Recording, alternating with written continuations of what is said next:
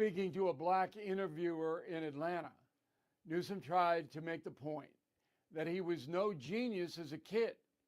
He pointed to his low SAT scores, saying they indicate that he is, quote, just like you. Uh-oh. Because the show host is black, the governor was immediately accused of being racist, a cheap insult usually made against conservatives by liberals. But this time, it was vice versa. The R word, often used to demonize its target, perhaps cancel a person. Obviously, the ultra-liberal Newsom does not want to insult black Americans. His intent was to portray himself as a regular guy who eventually made it. Doesn't matter, Newsom was pounded. There are far better ways to dissent from Governor Newsom's agenda than to tag him with a dishonest label. His record in California is certainly up for scrutiny. But peddling hatred is much easier than honest analysis, as Gavin Newsom has learned the hard way. Back in a moment. More Americans are switching to all-family pharmacy because getting medication should not depend on your insurance company telling you no. If you already know what works for you and want real medical freedom, you have to choose the right pharmacy. All Family Pharmacy handles everything, including the doctor's prescription, ships right to your door. So please go to allfamilypharmacy.com/bill, use code BILL10, save 10% on your next order. That is the Morning O'Reilly Update. I am Bill O'Reilly. For more news and honest analysis, please go to BillO'Reilly.com. From the Michaels Flooring Outlet Weather Center. I'm meteorologist Chance Koch with your first alert forecast. We'll be tracking highs towards lower 50s this afternoon, then late overnight into Thursday morning. Could see a few isolated chances of some showers will clear throughout the day. A high of 53 Thursday. Friday and Saturday going to be the days to be out and about. A lot more sunshine. Highs close to 70 degrees Friday into Saturday. 64 degrees as a cold front pushes through. Then some chances of some rain-snow mixtures as we head off Sunday, Monday, and Tuesday into next week. Keep a close eye on that. From the First Alert 4 Weather Center, I'm meteorologist Chance Koch.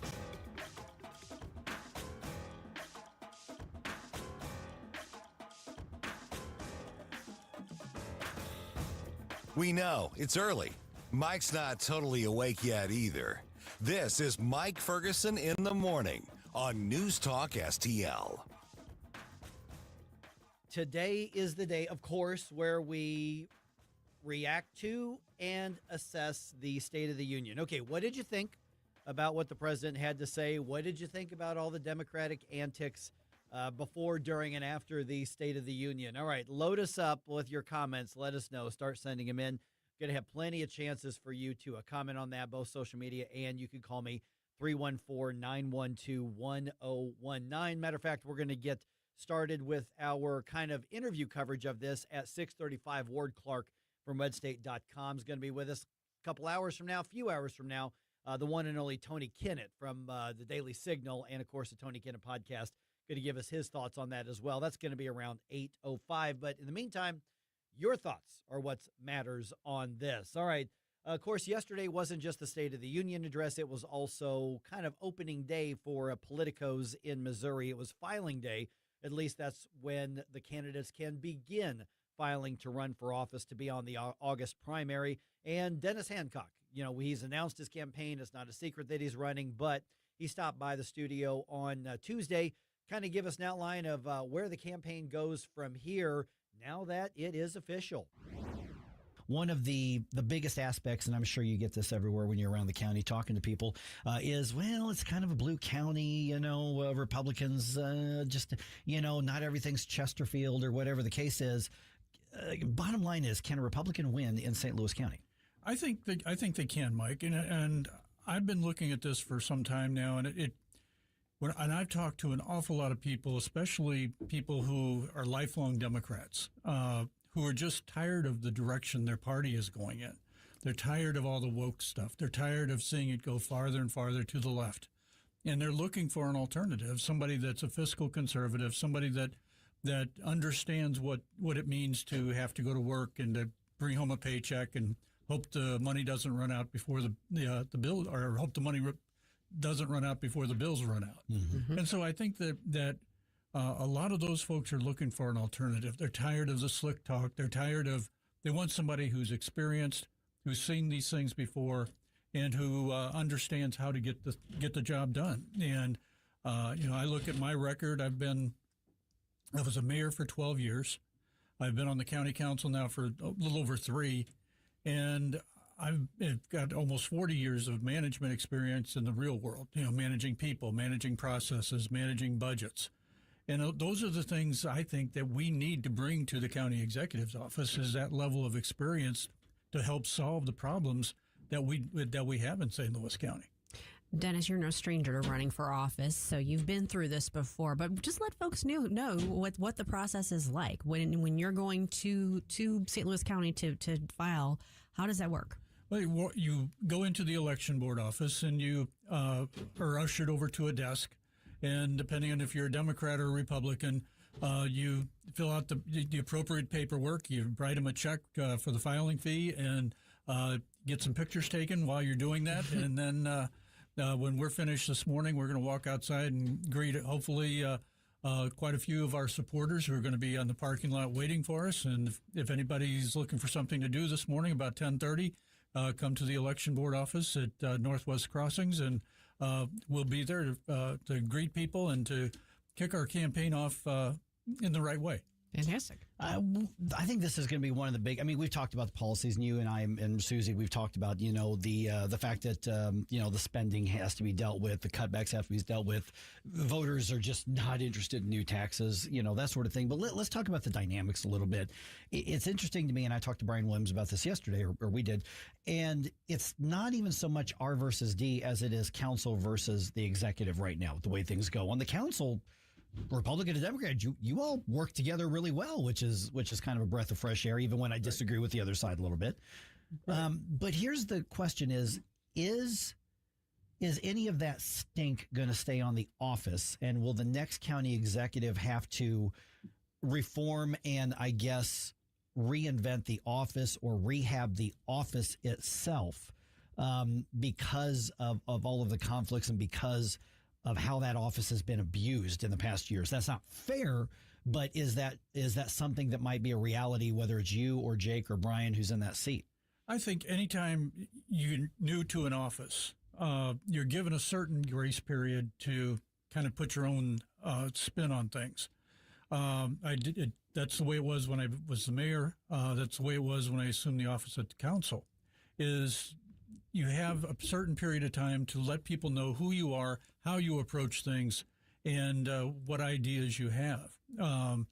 As far as the damage that may have been done to the county executive's office over the last 2 administrations, I think it's time to open a window and let in some fresh air. Mm-hmm. I think that we have to look at what are the differences going to be between myself and anyone else that might get in. My experience is that we have to look at different options than we have. I think that when you look at some of the things that have happened over the last several years, especially with the Page administration, and you mentioned the relationship with the council. Mm-hmm. I was elected vice chair of the council last year in a majority Democrat organization. Why? Well, because I can work with these folks. I know these folks, and when you get down to knowing each other on a personal level, you understand what their aspirations are. They understand what yours are. And what ends up happening is you have a common place to start from. Now, there are going to be certain issues that we are never going to agree on. But as long as those are few and far between, the rest of it, we're all pretty much aligned in what our goals are. We want a balanced budget. We want to provide good services for the residents of St. Louis County. And we want to make sure that we're giving the taxpayers a decent return on the investment that they're making in St. Louis County. And I think it takes someone with experience, someone with know-how, someone who's been there and done that to make that happen. Dennis, speaking to that experience, because you have now served on the council for several years, do you feel like that gives you an advantage in terms of being able to transition into the executive role versus someone who would be coming in from the outside from the state legislature? Well, I've also got 12 years of experience in the executive's office as a mayor. Right. So I know how to run a municipality. I know what it takes to make a budget. I know what it takes to make sure that potholes get fixed, make sure that the streets get plowed in the wintertime. I bring in a lot of outside experience as well. Like I said, I've been a manager for almost 40 years now, managing people and budgets and processes in the real world. And there are certain skills that translate very easily into the county executive's office. Sure. And so what I intend to do is maybe being on the council may give me a leg up in terms of what to expect and how to prepare for it. But I think that, the experience that I have that I'm going to be bringing with me is going to serve everyone in St. Louis County very well. Okay, a lot of these things can be kind of, people think of it as being in the ether and just conceptual because we're talking about great big numbers and we talk about, 20, 30, 40, $50 million budget shortfall, which just means the county's overspending on stuff. That means that somebody's not going to like something getting cut. But it has to happen. How do you communicate that, and how do you work with not just the council, but the people of St. Louis County to say, listen, either something's got to give. It might as well be, a non-essential county program or some kind of whatever. How do you get that across to where there's buy-in to do the tough decisions? Because the tough decisions just have to be made right now. Well, and I'll tell you, Mike, it comes down to what we did when Chrysler shut its doors in 2009. That was $1 million hit to our $6 million annual budget. So we had to make some hard decisions about what services we were going to cut, how we could cut things back. Could we improve efficiencies in the way we operated? One thing we didn't discuss was raising taxes. We knew we could do it. We could get there without that. But what we did was we looked at every service we provided and narrowed it down to what do we have to have, what's a nice to have. And I think that we started doing some of that in the county for this year's budget. And, then we've heard the county executive cry and complain for the last several weeks about all the terrible budget cuts we made. But the bottom line is, you're exactly right. We have to do that. And we can't just keep spending money like we have it. If we had implemented the county executive's budget for 2026, we would not have any reserve at all in the Rams fund. So I think that we have to have someone in the county executive's office who's been there, done that, and understands what you have to do to get to the favorable outcome on the other side. Sure. Dennis, at this point, you all, we're basically dealing with a, for lack of a better term, lame duck county executive in multiple ways. But the council, as you've described, is actually working pretty well together as a legislative body. What agenda items are you optimistic that you all are going to be able to address let's say in the coming months ahead of the election for the people of St. Louis County? Yeah, with or without Sam Page. Yeah, with or without his buy-in. Yeah. Well, one of the things we have to do is figure out what are we going to do with the county's headquarters building. Yeah. We have until the end of next year to either put in a fire suppression system and become compliant with the City of Clayton codes, or we have to find a new place to go to. My preference, and it's been one that I've been discussing since the day I sat down at my first council meeting, is to get a real price for what it's going to cost to make the building compliant and then go from there. There's plenty of vacant real estate around that we can move into on relatively short notice, so we don't need to do anything in that regard today. But what we do need to do is figure out what's it going to take to get us compliant, how long is it going to take to do that. And so tonight we're going to be addressing a bill that I introduced to give the council the ability to declare an emergency situation so that we can go out to the street and get the bids that we need to do it, because the administration won't do it. Well, didn't he just cut off negotiations with somebody because it was like he was offended by something that was said, and the story didn't make any sense to me. Well, the story didn't make any sense to me either, and I was there. But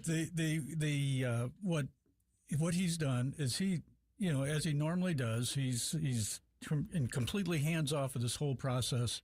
He sent people that work for him to negotiate a lease with, and if you want to talk about coming full circle, with the people who Steve Stenger signed the lease before he went to jail, and gave us a terrible deal at Northwest Crossings. Well, somebody made the decision we were going to negotiate with these folks, so we've been hearing from them. We've been hearing from the people that Dr. Page has sent to negotiate, and they came back and said, "Oh my gosh, these people are terrible to negotiate with. We can't get anything done. Blah blah blah blah blah."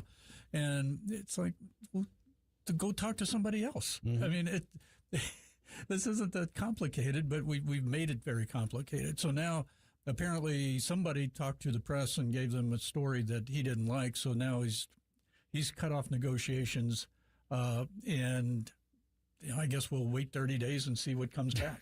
Okay, but he may not be the one there to make that decision. Okay, 314-912-1019. It's Wednesday already. You know what that means. We're going to put the call out for your bump music request for Flashback Friday. Not going to lie, we've had a kind of a slowdown in some of the requests. So some of y'all have great ideas and you're keeping them to yourself. Let's not do that. Make it hard for Jerome. Send him a lot of requests and make him sort through them. The good news is when he does that, he becomes even more immersed in 80s culture, and he learns more about this crucial part of American music history, which is the best ever. Just saying. All right, this is 101.9 and 94.1 News Talk STL. Number one for live and local conservative talk. We're just not thinking long term. I think the most important issue before us. It's funny how these people who vote for him just don't seem to research the candidates. 101.9 and 94.1 News Talk STL. It's not pleasant to hear it, but Missouri is falling behind in its spending of state tax dollars, education, and health care. But there are ways to get Missouri moving forward again and produce a better life for all of us. That's why we at the Show Me Institute put together our 2026 Missouri Blueprint, a roadmap on how the state can move to a brighter future.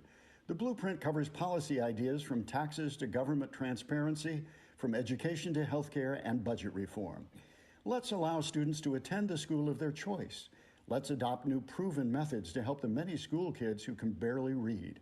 Let's limit state spending growth for Missouri's long-term financial stability. And let's invest in future needs with more nuclear energy. Why not common sense reforms to make things better for all Missourians? Check out our 2026 Missouri Blueprint, moving Missouri forward at showmeinstitute.org. The Show Me Minute has been brought to you by Show Me Institute and Show Me Opportunity. Hi, I'm Jen Wallner. And I'm Rodney Wallner with the Wallner Home Selling Team at Berkshire Hathaway. Hey, Rodney, how do you sell your home for top dollar? That's easy. Call the Wallner Home Selling Team at 314-810-SOLD. What if I want a flexible commission rate? Call the Wallner Home Selling Team at 314-810-SOLD. When's the best time to sell your home? Right now. Call the Wallner Home Selling Team at 314-810-SOLD. For all your real estate needs, call the Wallner Home Selling Team at 314-810-SOLD. That's 314-810-SOLD. Hanson's Tree Service at hansonstree.com is your one-stop shop for expert insured tree care and more in the greater St. Louis region and at the Lake of the Ozarks.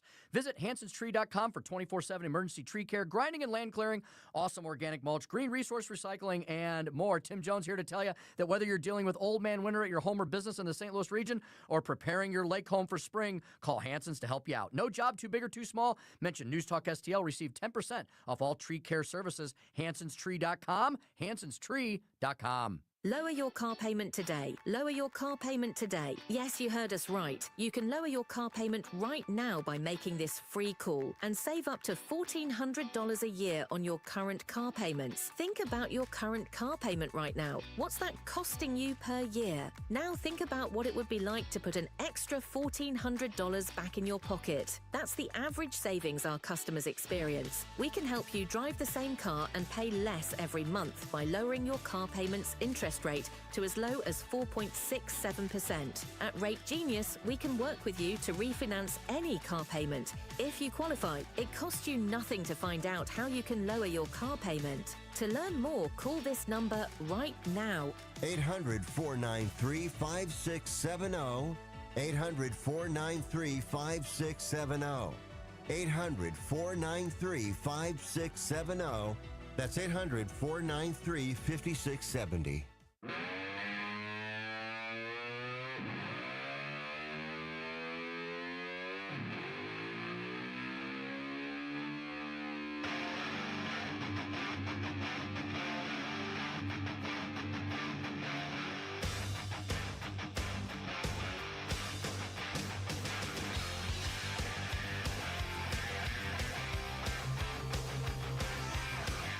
Get up, St. Louis. It's Mike Ferguson in the morning.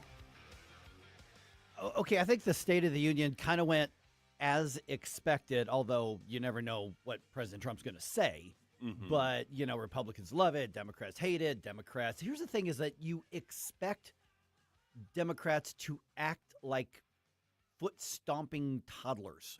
And this has nothing to do with our disagreements on, like, policy and worldview and outlooks. But it's like they're going out of their way to turn off as many people heading into the elections as possible. Listen, the Republicans have made some bad mistakes. Now, they've got some stuff right, don't get me wrong, but the Democrats would really have more of a fighting chance if they would just not be crazy. But fortunately for the Republicans, the Democrats are like, you think that was crazy? Hold my beer.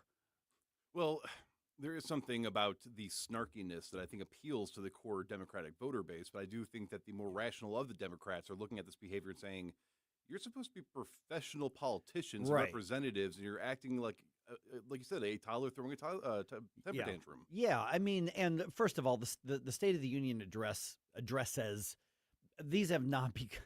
This has basically become dueling campaign imagery and sound bites. I mean, you know, remember the original State of the Union address way back when, you know, when the country first started. This was not an oral speech, or oral speech. It's redundant, but this was not an in-person presentation. This was a letter delivered from the president to Congress of the State of the Union. Then, you know, quickly it became a speech. But there are times where having that sort of speech in times of crisis, you know, in times of economic uncertainty, in times of threat, you know, that the fact that the president does this is a very, very good thing. So, you know, we know what the president's vision for the rest of his last term is. Now, we knew that before. I mean, it's not like he's shy from cameras or microphones. He's out speaking all the time. But I'm just...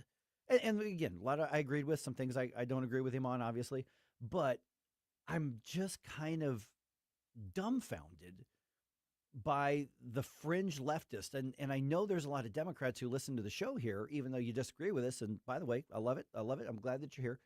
Wish you spoke up more. We could have these conversations. But there's a lot of Democrats that have to be looking at what happened last night and just embarrassed. Not necessarily because they disagree with what was being said, but because of the antics. Mm-hmm. And I know that there's some Democrats saying, well, what about Donald Trump's antics? Yeah, common sense people are embarrassed by some of his antics too. But if you compare the actions and the words, it came out in President Trump's favor, whether you like it or not. It just did. Yeah. I mean... and the Democrats who say we're going to boycott and we're not going to attend there. Okay, that just made you a non-factor.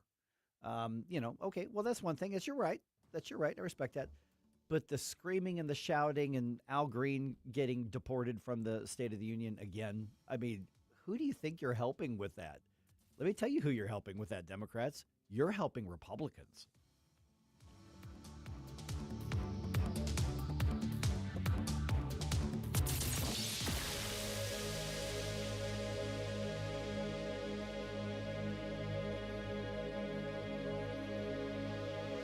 Life's legal challenges deserve experienced representation. For over 15 years, Cole Combs Attorney at Law has been serving St. Charles and surrounding counties with comprehensive legal expertise. From tax preparation and estate planning to family law and criminal defense, Cole delivers personalized solutions for your unique situation. You have traffic tickets, need a business formation, real estate matters, one call will handle it all. Cole O. Combs Attorney at Law. Call 636-949-0010 extension 3 today or visit colecombs-law.com. If you love your pet, which I know you do, then they deserve the excellent treatment and care they'll receive at Pacific Animal Hospital in Pacific, Missouri, a full-service veterinarian facility. Originally built and grown by my dad, Dr. Bill Jones, a new generation of wonderful veterinarians and staff at Pacific continue to provide outstanding medical, surgical, dental, boarding, and grooming services for your favorite furry friends. Our family entrusts the care of our pets only to the experienced docs and staff at Pacific Animal Hospital. You should too. Call them today, 636-257-2100, 24/7 at PacificVets.com, PacificVets.com. Hey, Colombo here for Intervine, a great local company that has customers all across the country due to the quality of their products. Intervine has the best flashlights, lanterns, headlamps, and even batteries, including the new Monster 2000 Lumen waterproof lantern and the Sentinel 2000 self-defense flashlight. Our home and vehicles are full of great Intervine products, and right now you can shop their website and get 25% off your entire purchase just by using my name, Tony, as your promo code. That's promo code Tony at Intervine.com. A Disney cruise is no ordinary vacation. It's an adventure, a fairy tale, a dream. Step aboard and discover where favorite Disney characters meet fun for the whole family, where total rest and relaxation meet the ultimate escape and excitement, where a dream vacation meets a magical cruise. Only on Disney Cruise Line, where magic meets the sea.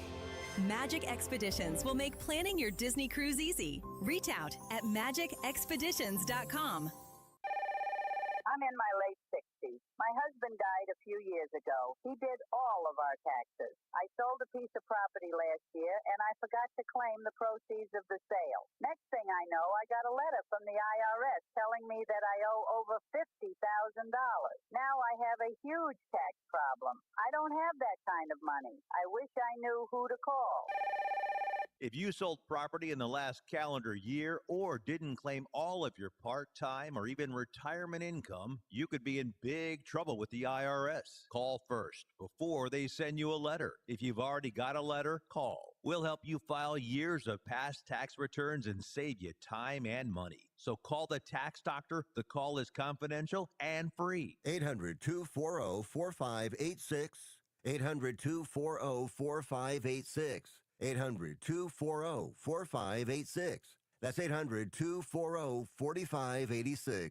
KLGY HD3 Clayton, K270BW Bellefonte, KNBS Bowling Green. This is News Talk STL at 1019, 94.1, and always streaming at NewsTalkSTL.com. Breaking news this hour from Town Hall. I'm Rich Thomason. Talk about stamina. President Trump has it. His epic State of the Union speech last night ran almost 2 hours, a record.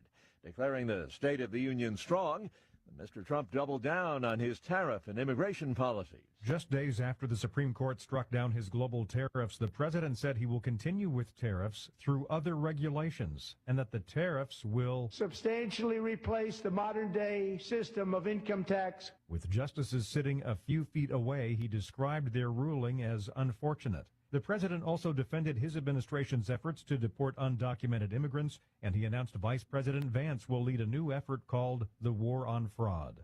Greg Clugston, Washington. And there were patriotic feel-good moments with the Olympic champion U.S. men's hockey team on hand and medals presented to military members and veterans. Democrat response: Americans deserve to know that their leaders are focused on addressing the problems that keep them up at night. Virginia's newly elected Democrat Governor Abigail Spanberger asking, is the president working to make life more affordable for you, your family?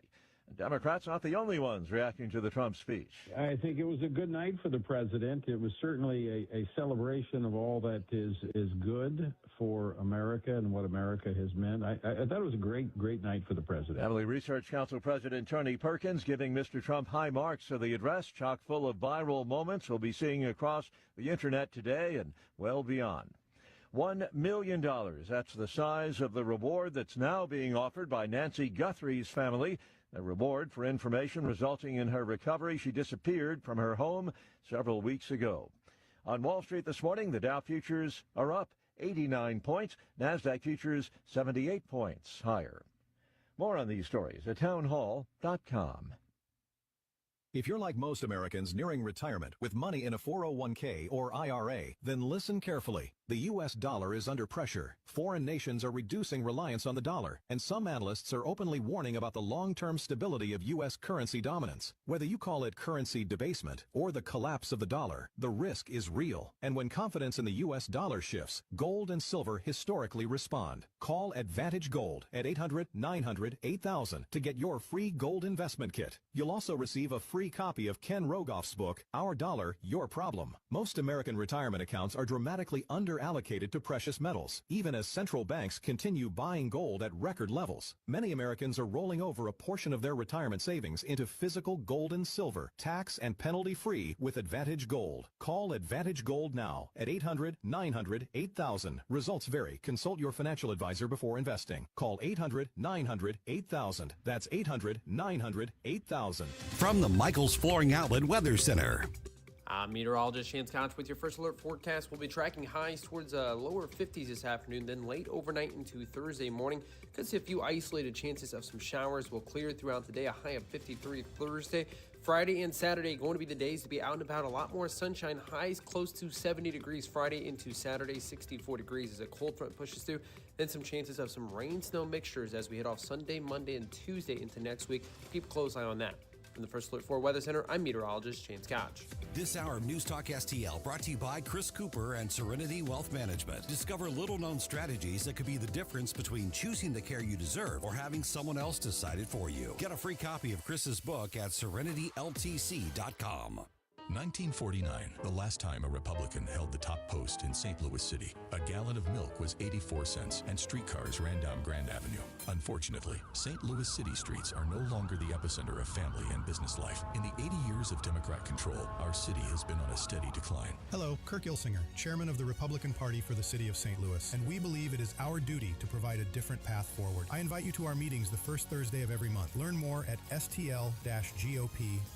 Paid for by St. Louis City Republican PAC. Curtis Farber, Treasurer. Are you a proud American? Then join us for the Lincoln Trump Dinner, March 20th at Old Hickory Golf Club in St. Peters, hosted by the St. Charles County Republican Central Committee. The evening features a VIP reception, dinner and program with live music by the Comparato Trio. Register online at stcharlesgop.com. Don't miss this celebration of America's 250th year, the Lincoln Trump Dinner. See you March 20th. On the next Larry Connors USA. The story behind the story, the blizzard that stranded hundreds of travelers on Texas highways. Larry Connors USA. Now weeknights 6 until 8 on News Talk STL. Mike Ferguson. Big guy, one of the biggest in the world. Susie Moore. Do you think he's ready? He's not ready. Get up! Can't you hear the alarm? Get up, St. Louis. I have a feeling that by the end of this evening, I'm going to be blamed for everything. Mike Ferguson in the morning on News Talk STL. Okay, got a news flash to start off the show. What's that? Yeah, it is Republicans love the State of the Union address and Democrats hated it. That's your news flash. Shocker. I know, exactly. All right, give us your thoughts on that. We're getting a lot of interesting comments coming in on Facebook and Rumble, and you can tweet at us and whatever you want. Also, an area school district takes action on dozens of books being challenged because of explicit content. This is an update to a story we've been covering. And here's the thing is that we're talking about the Francis House School District, but I'm telling you this is happening in pretty much every public school district. If you think that your public school district doesn't have this, they've just managed to fly under the radar. I would bet all the money in my wallet right now against all the money in your wallet right now that every public school district has something like this going on in their libraries, even if nobody's zeroing in on it. Right. So this is a much bigger thing than just one school district. And the UFL is adding some interesting new rules for the 2026 season. Yeah. 6:06 right now. Let's get started with the news dump here. The morning news dump. Are you joking? Is this a joke? Listen, folks. The morning news dump. Okay. President Trump, of course, delivering an upbeat State of the Union address, even as he was bickering with the Democrats during the address. Here's the story. The president declared that the union is strong and is winning under his leadership. Our nation is back, bigger, better, richer, and stronger than ever before. There were feel-good patriotic moments featuring the Olympic champion U.S. men's hockey team and medals presented to military members and veterans. But there was also heckling and the president snapping at Democrats. These people are crazy. The immigration crackdown, spending cuts, and voter ID were other issues highlighted during the speech. Greg Clugston, Washington. Okay, so the Democrats chose Governor Abigail Spanberger to deliver their rebuttal on this. You're yawning just by mentioning that. What? Okay, yeah, precisely. Here is part of her rebuttal. Students organizing school walkouts all across the country, whose voices are becoming so powerful that the governor of Texas seeks to silence them. We see it in the bravery of Americans in Minnesota, standing up for their communities. That's your response, huh? That's you want to run with that, huh? Democrats, really? No, the students are doing the organizing. Yeah, right. Yeah, totally. Yeah, exactly. So we're getting a lot of comments here. 101 straight up on Rumble. Ilhan Omar seemed a little miffed at the mention of Somali fraud in Minnesota. Imagine that. Yeah. Shocker. Yeah, get that. Allison says it was really sad to see the Democrats not stand or clap for America First. They showed their true colors when they would not stand for bills addressing fraud, illegal aliens killing Americans. And on Facebook, Scooter had one, which I don't have in front of me, but he had one from obviously the different perspective. What did he have to say? Well, one of my favorite ones was he was surprised that Rep. Green got kicked out so soon. What exactly was his offense? Listening while black? No. No, it was causing a disturbance, standing up and holding a sign. Yeah, and I don't even think it was the sign. I think it was the shouting. That's what I'm saying, causing a disturbance while he was standing up holding a sign. Yeah, so we've got, and Scooter had another one we'll get to here in just a little bit as well. I do want to point out that he has a very good suggestion. Which is? Next State of the Union, there should be bump music by programmed by Jerome. I like that. That's good. I like that. I wish I'd come up with because there was a flair for the dramatic. There was. I mean, and let's be honest, Republican, Democrat, whatever, whoever's watching or listening right now, the way that they did the grand entrance of the hockey team, that was pretty cool. It was. That was pretty awesome. I mean, that was, I love that part of it. Everybody should. Yeah. All right, other things going on here. Okay, let's get a little more serious. We've got an update on the story in Southwest Missouri here. The man who killed 2 sheriff's deputies in Southwest Missouri after a traffic stop and shootout had a history of violence against police. Oh, boy. Yeah. Richard Byrd was convicted of aggravated battery on a law enforcement officer in Kansas back in 2016, and he was sentenced to 8 years in prison for that crime. Now, when the shootings happened Monday and then Tuesday, because there was the manhunt and then the shootout on Tuesday, Byrd was out on bail connected to 2 theft charges in Stone County, Missouri. Byrd was killed in that shootout. He killed Christian County deputies Gabrielle Ramirez and Michael Hispol, and two other deputies, Josh Wall from Christian County as well, and Austin McCall from Webster County, were shot, but they survived. Thankfully. Yes. 7:05, so just about an hour from now, we're going to talk to former Missouri Speaker of the House, Elijah Haar, who now does a radio program at KWTO in Southwest Missouri. So he's covering this very closely. We're going to have an update from that community right there. Okay, a woman with close ties to former Mayor Tashara Jones is sentenced to 3 years in prison. Whoops. KMOV's Corey Stark reported on this last night. Corey Elliott is a contractor whose companies received numerous city contracts and grants over the last several years. In November, she pleaded guilty to federal wire fraud charges in connection to pandemic relief funds. Well, today, Elliott was sentenced to prison and ordered to repay the $1.7 million she acquired through fraud. And those loans were obtained through 2 business entities, and those were, obviously before the criminal charges, among those that were forgiven by the government. Okay. Yeah, many of those. Yep. All right, I'm going to tap into your lawyer noggin here. All right. Okay, on this. The Utah judge presiding in the case against Tyler Robinson, who's the man accused of killing Charlie Kirk, has dismissed a motion by the defense. And that motion was to disqualify state prosecutors because they were arguing there was a conflict of interest with the prosecutors. And it's a little complicated here. Utah 4th District Judge Tony Groff took up the motion from the defense, saying that the daughter of prosecutor Chad Grunander was at the Utah Valley University on the day that Charlie Kirk was ill. So the prosecutor's daughter was there saying, well, that creates a conflict of interest. Here's what the judge had to say. The court is persuaded by the evidence presented that daughter is not being called to testify because she has no uniquely relevant testimony to give, and the state has access to much stronger evidence from other witnesses. Okay, so bottom line, what does that mean?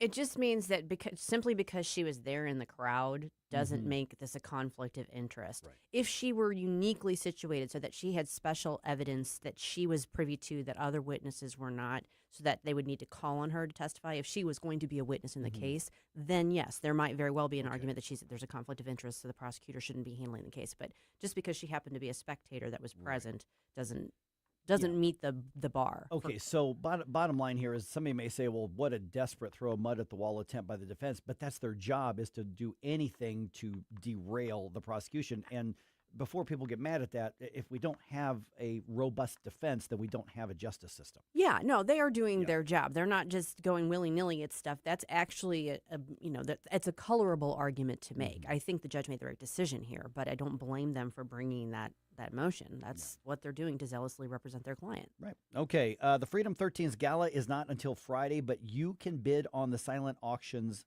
now. And you don't have to have a ticket to the gala to bid on the auctions. Anybody can get involved in that part of it. You can find the gala's link at thefreedom13.org to see the auction and to submit your bids. Okay, Francis Howell Families tells us about 2/3 of the books being challenged because of explicit and other inappropriate content are being removed or restricted from the libraries, with most of those books being removed. The committee was put together to review all of those challenged books, and they agreed with the challenges 64% of the time. Yeah, so far, 22 books have been removed completely due to explicit sexual content, and I read a couple of the quotes from the book.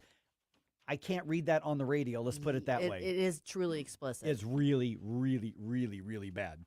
Okay, a couple quick notes here. The Billikens' run in the national rankings is likely over after this week. Yeah, they lost to Dayton on the road last night. Final score was 77-62. There's no way they stay in the top 25 after this. But they had a very, very good run in it. I still think they're going to go to the NCAA tournament, but they're done in the top 25. I think. Make a run in the tournament. Okay, this is interesting. The UFL announces new rules for the 2026 season. Among them, no punting allowed once a team crosses the 50-yard line. You get to the 49, you either have to go for it on 4th down or try a field goal. Okay. The only exception is the last 2 minutes of the half. They're going to allow that. But for the most part, you can't do that. But get this. Field goals made from at least 60 yards are going to be 4 points instead of 3. They just introduced the 3-point shot. Exactly. Because there was a time, Jerome, when the 3-point shot did not exist. In basketball. Huh. Yeah. It was before it predated you. Yes. I played high school basketball without a 3-point line. Wow. Yeah. All right. Check out the Battlehawk social media pages for a description of the rest of the new rules.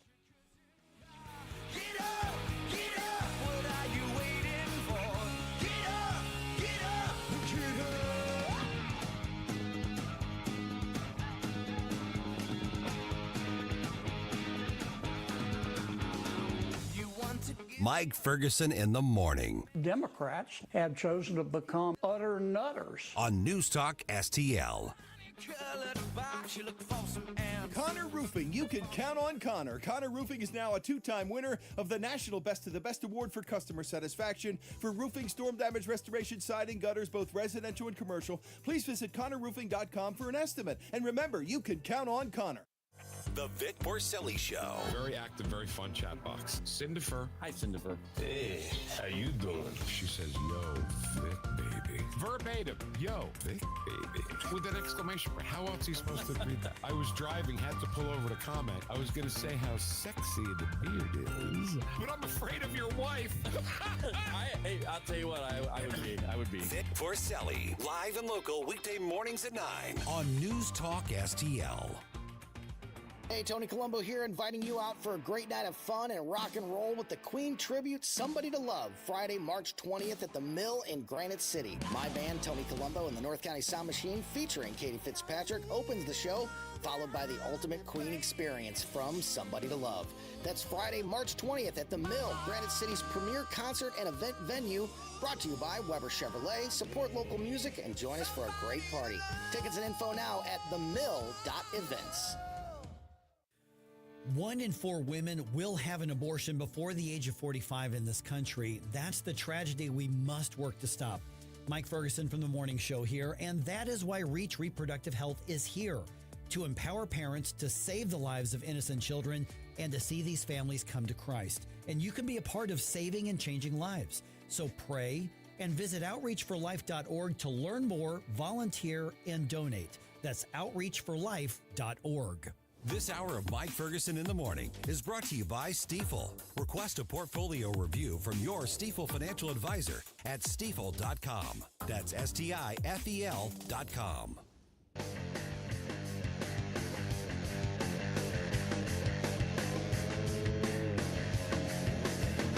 One time a thing occurred to me. What's real and what's for sale? You were kissed and tried to take it home.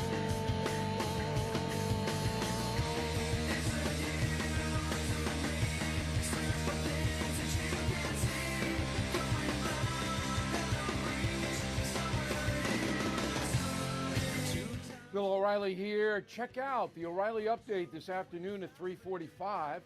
Right now, it's back to Mike Ferguson in the morning on News Talk STL. All right, please keep these comments coming on social media. One straight up on Rumble. The Republicans piss me off a lot, but the Democrats are beyond the pale, in my humble opinion. He goes on to say, Scalise seemed to get a kick out of Trump's shout out to Mamdani's ID requirement for shoveling snow. Shows just how ridiculous the voter ID issue is with the leftists. So we're keeping an eye on all of those. Facebook, I think they're coming in on Facebook too. So yeah, there were some great moments where the camera work was just top notch. Really They knew exactly who to focus in on that moment, and it captured it perfectly. There was one point where they were focusing on Michael Bennet, senator from Colorado, behind Elizabeth Warren. Right. And he wasn't, but he looked like he just wanted to cry. Like the look on his face was so like. See, here's the thing is that when you're going to sit there, you know that you're a character in the play. Mm-hmm. And first of all, I mean, if I were in Congress, and thank the good Lord above, I am not. Woohoo. But this to me would be one of the worst nights of the year, whether it's your party in power or not, because you are basically there to be a backup dancer. And you're warned constantly at any moment the cameras could be on you. Always assume the cameras are on you, especially if you're in the opposition party, And so there is not a moment to actually just focus and process on what's being said. You've got a role to play as a character in the show. What, you don't think Congress critters like playing a role? Yeah, I think a lot of them do. But can you imagine just like, listen, I don't care how uncomfortable that is. Do not pick that thing out of your nose, because they're going to catch that and you're going to be on social media. Well, you shouldn't be doing that when you're sitting in public anyway. Well, yeah, I'm just saying. Grab a tissue or run to the restroom. Sometimes sometimes you just got to clean house. I'm just saying. Not when you're in public. Grab a tissue and run to the restroom. My goodness. Sometimes you just got a hock a loogie, I know. You just... Ew. Good morning. He's raised by wolves? What the hell? Now, I would like to address Scooter's question about Rep. Green being removed, because Scooter was insinuating it had something to do with the skin color. I looked into it. It was for resisting address. That's why he was... Resisting address, the address. There it is. No, he had a sign that said black people are not apes, and he's referring to that video thing. Which if he had that up, okay, he's making a point. I mean, that issue is kind of coming on, but he's making a point, and we called that out here as well. But it was the screaming and the yelling, and he did the same I was gonna say, thing that he did exact last same year. thing last year. He stood up and raised his cane and rattled it at it until they had him escorted from the chamber. He knows that is his shtick. Yep. This is not about picking on Al Green, and there were plenty of people of color that sat through the State of the Union address, even people that don't agree with President Trump. And he knew. I mean, maybe he just wanted to call it a night early, and so I heard a story once of a manager who told the umpire, "Hey, I got to get kicked out of the game here. I got to pick up my wife at the airport. So here's what I'm going to do." Right. And I think that Al Green he was making his point, do the theatrics, get on video, try to fire up the base, get ejected so that you can go home and, get a cup of tea or whatever and go sleep. Right. It was all part of the plan. Yeah, it was all theatrics. It really was. All right, update to a story. I just mentioned this in the news dump here. It's got the spotlight on Francis House School District, but it's the kind of thing happening in pretty much every public school district. And I'm not even going to say just the area. I think it's happening in every public school district. Taxpayers funding smut for kids. I mean, that's really what's happening. And so in a little over an hour, we're going to talk to Jane Puszkar about this because she was leading the charge. And a part of leading the charge was pointing out that it's there. And this isn't the only school district. So, as we know that she was frustrated with the requirements to challenge these books. And of course, when you do this, you have to understand you're going to be framed as the book banner, the book burner. Right. That's how you're going to do that. And to some degree, you are trying to ban the books. But let's look at the context. Mm-hmm. So what the argument is saying we're not trying to outlaw these books from being written or being published or somebody being able to buy them or being able to read them. But the argument was some things should not be funded by taxpayers and provided directly to minors, directly to children, especially without their parents' knowledge or consent. Which I don't know how you argue about I don't know how you argue that. But the Librarians Association is big on this because unfortunately the Librarians Association has gone from, the people who really care about literature and want people to read to basically participating in the grooming of children through public institutions. That's really what they've done. That's what they've become. Well, and the insane thing is how many compilations there are of videos of parents that find out what their children are being exposed to. They go to the school board to read sections from it, and the school board tries to cite obscenity rules or language, graphic language. But these are the books that you are allowing in your school. So if I can't read this book to the school board because it's inappropriate, why are you allowing it to be given to minors? So I found this on the Francis Howell family's website. Okay. And so they just published a link a couple days ago, on saying, here's the update on these challenges, right? Mm-hmm. And they were very smart in saying, we're not going to copy and paste the snippets in this blog post. Here are the links to the snippets of it. Mm-hmm. And so they basically direct you to a page that specifically is about problems with books in schools and for children. And so there they had the clips of it, or the part of it. Excerpts is the word I'm looking for. Yes. Yeah. And I got to tell you, it was really bad. Listen, I got a libertarian streak in me, and He's I blushing right now. I was appalled. He's blushing. It was really, really bad. And to think those were in the public schools library. Listen, if somebody wants to go out and buy 50 Shades of Grey or whatever the books are out there now. I mean, I know that's a few years ago, but that kind of thing. Listen, go buy it. Go do whatever. I mean, but we're talking about targeting children with this because it wasn't biology. It wasn't about the public issue debates over sexuality. I mean, it was full on pornography, and yes, pornography can be in text, written word. Yeah. Yeah. Very, very explicit. And there's a difference between saying, I want to ban the books and nobody's allowed to read this or publish it, or you're going to go to jail for writing it. That's not what was up there. It's saying taxpayers should not be making this available and giving access to children for this type of thing. Yeah. And so far, about 2/3 of the books, the committee that was put together by the school district agrees with that. So they're either removing them outright or they're restricting them, and then we'll find out from Jane what those restrictions are. What we got, Jerome? We have our good friend Dave who has some thoughts on this from a parent's perspective. All right, Dave, you're up. Good morning. How are you guys? Doing all right.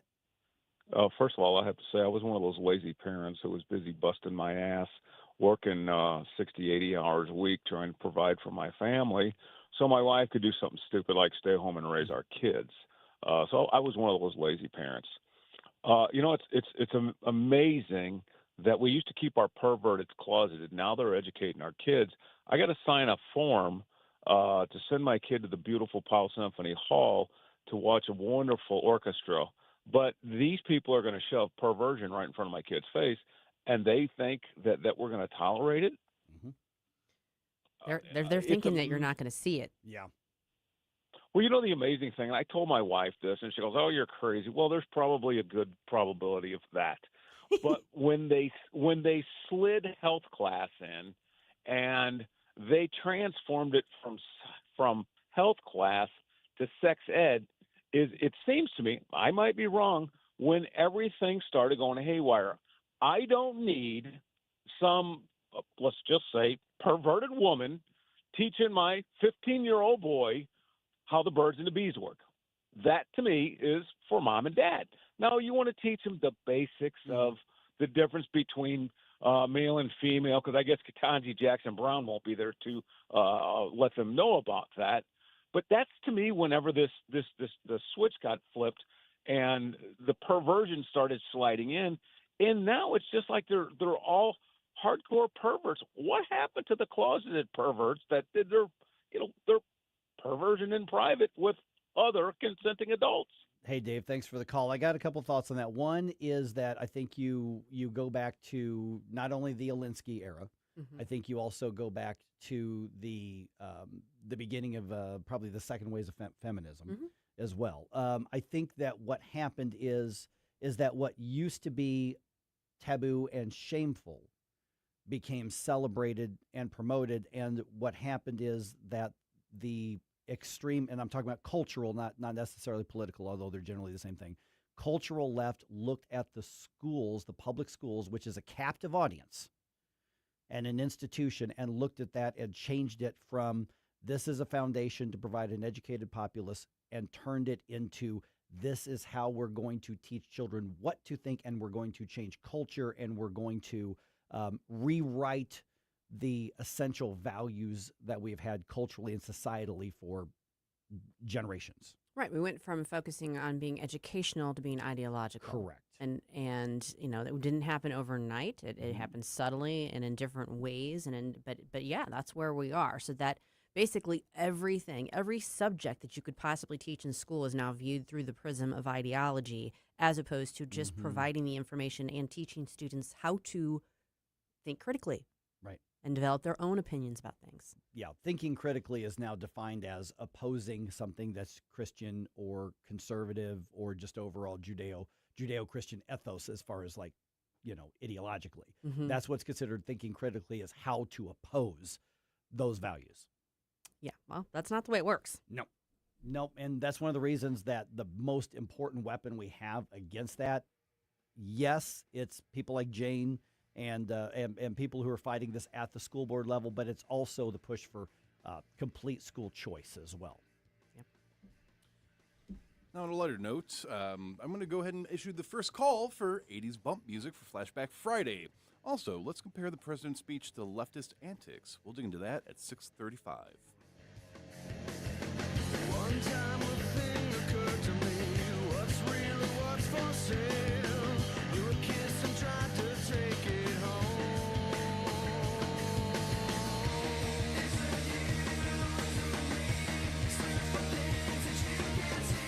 From the Michaels Flooring Outlet Weather Center. I'm meteorologist Chance Koch with your first alert forecast. We'll be tracking highs towards lower 50s this afternoon, then late overnight into Thursday morning. Could see a few isolated chances of some showers. Will clear throughout the day, a high of 53 Thursday. Friday and Saturday going to be the days to be out and about. A lot more sunshine. Highs close to 70 degrees Friday into Saturday, 64 degrees as a cold front pushes through. Then some chances of some rain-snow mixtures as we head off Sunday, Monday, and Tuesday into next week. Keep a close eye on that. From the First Alert 4 Weather Center, I'm meteorologist Chance Koch. Rhino Shield is far superior to even the best traditional exterior house paint. Rhino Shield is 8 to 10 times thicker than paint and comes with a 25-year transferable warranty. Rhino Shield is the only ceramic coating company that has been chosen by Disney, This Old House, and 3 times on HGTV's Curb Appeal, where every episode is concentrated on unpainted brick, bonds and seals to stucco, wood, hardy, block, color lock, masonite, and more. No better product for those steel aluminum-sided homes that have become, chalky and tired looking. We coat sloped and flat roofs to extend their lives too. After 15 years, we've got a great reputation and a superior product. As long as it's affordable, why wouldn't you do it? Before you make the costly mistake of painting with traditional paint, you'd be best served to call Rhino Shield today. We are the experts and our evaluations are free. 877-25-RHINO or 877-25rhino.com. Tell them, ladies. Don't paint, don't vinyl, go Rhino Shield. Never paint your house again. Rhino Shield. Remember those magical moments in Mom's kitchen? The heavenly aroma of fresh baked cookies? At Trolley Stop Bakery in Chesterfield's Forum Shopping Center, our co-op of talented bakers has been perfecting that homemade magic for 4 decades. From the gooeyest cookies in town to custom pies, cobbler's, and cakes, everything's made from scratch, just like Mom and Grandma's recipes. Need that perfect corporate gift? We ship our famous cookies nationwide. The Trolley Stop Bakery, 67 Forum Shopping Center, or TrolleyStopBakery.com. Because some traditions are too sweet not to share. This is News 4 Chief Meteorologist Steve Templeton, and we're proud to be the official winter weather source for News Talk STL. The First Alert Weather Team is working hard to keep you ahead of the big weather changes and help you plan your day. So stay connected this winter with Channel 4 and News Talk STL.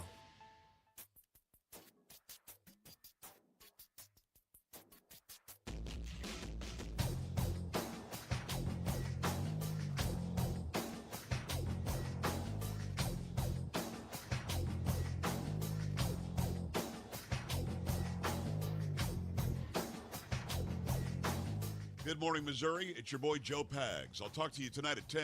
But right now, let's get back to Mike Ferguson in the morning. I think this was one of his best because he gave he laid out what a mess it was before. We have to remember that. The things that he's done in a year to fix the problems. I mean, securing the border, lowering crime, doing all these things, and then an optimistic view about America moving forward. And that was Senator Eric Schmidt responding to the State of the Union address last night. Some things are just very, very predictable.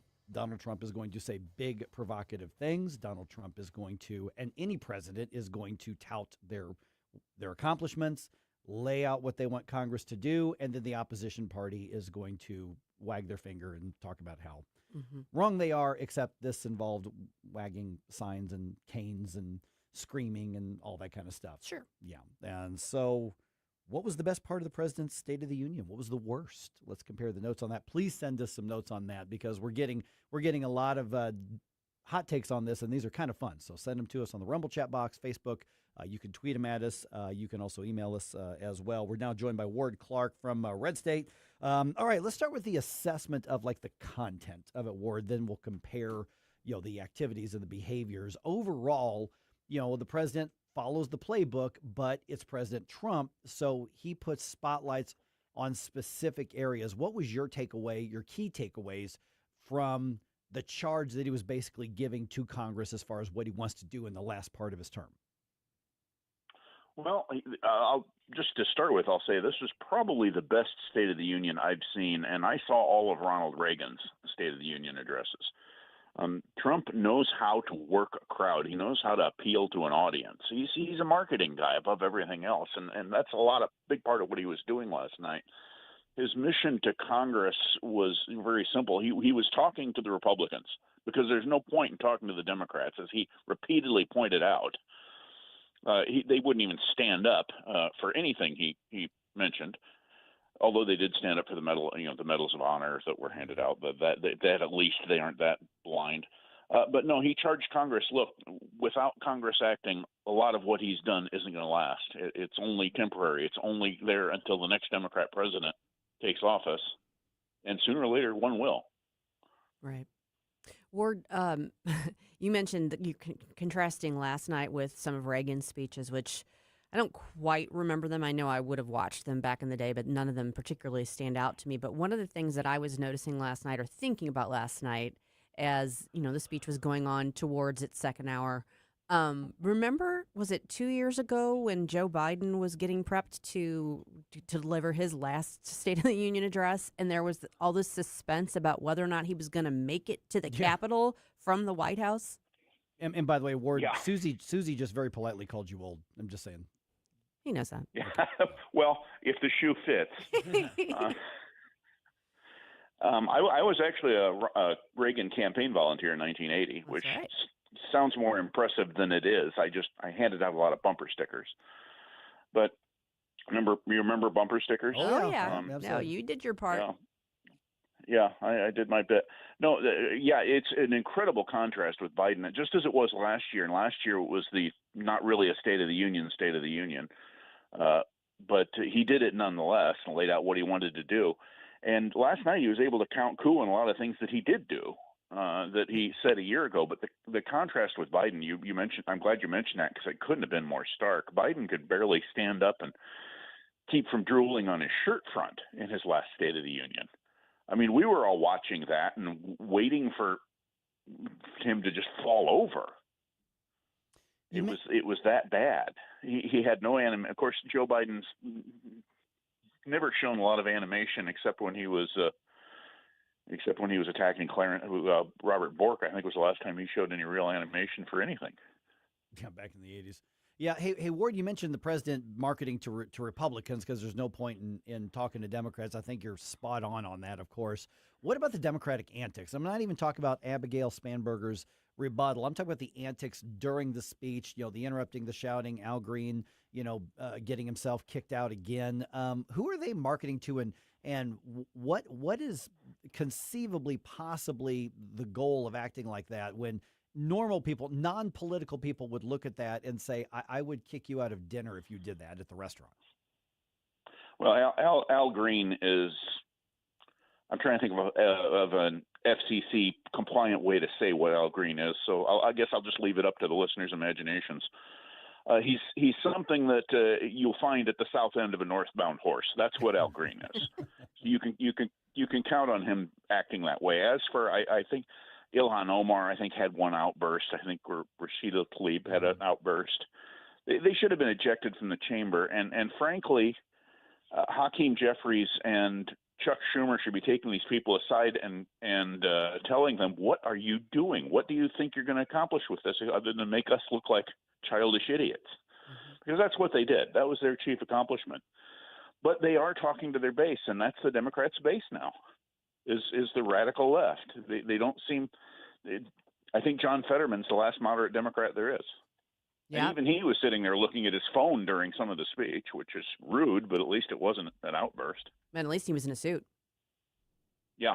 Yeah, that was amazing. He didn't show up in his sweats. Yeah, in his and one sweats from Walmart. No, he was not. Yeah. Ward, another contrast is, of course, the Speaker of the House. Instead of having Nancy Pelosi chewing on her lip behind the president while he spoke and then ripping up the speech at the end, we had Speaker Mike Johnson, who does a very studied job in keeping his facial expressions to a minimum. But talk about that too. I mean, when you, I guess there was a little highlight of the speech when Trump called out Nancy Pelosi directly. Yeah, that was great. We all remember her tearing up that speech, which was one of the most childish and petulant acts by an elected representative of the people I've ever seen. I mean, it's my 5-year-old grandson would show more decorum than that. But yeah, that was a beautiful call, and I wish they'd have turned around and caught her facial expression when he did that, because she was out there trying to stay awake out in the audience. And I would suspect she was partway down a vodka bottle before she showed up. Who is it that calls her a granny box wine? Oh, no, that's Hillary Clinton. Oh, yeah. They all kind of blend together after a while, all these old, bitter Democrat women. And I want to be fair on this, Ward, is that if I knew I was going to have to spend 90 minutes listening to any politician, I may sneak in a bottle myself. That's fair. I had a drink while I was listening, and I love President Trump's speech. I love that was one of the best I've ever heard. But yeah, it always goes a little better with some comestibles. There you go. Hey, okay, so Ward, let's talk about some of the policy impact on this. I think what I'm seeing, and a lot of people are pointing to the president saying, okay, stand if you think that, I'm paraphrasing here, we should put Americans before illegal aliens, and not a single Democrat stood. Now, I'm sure, made up their mind they were not going to participate in any of the theatrics, but that visual that happened was incredibly stark, and that was such a smart move by the president. Whether you agree or disagree with him, you have to acknowledge, if you're objective, that was a very, very smart move in that speech.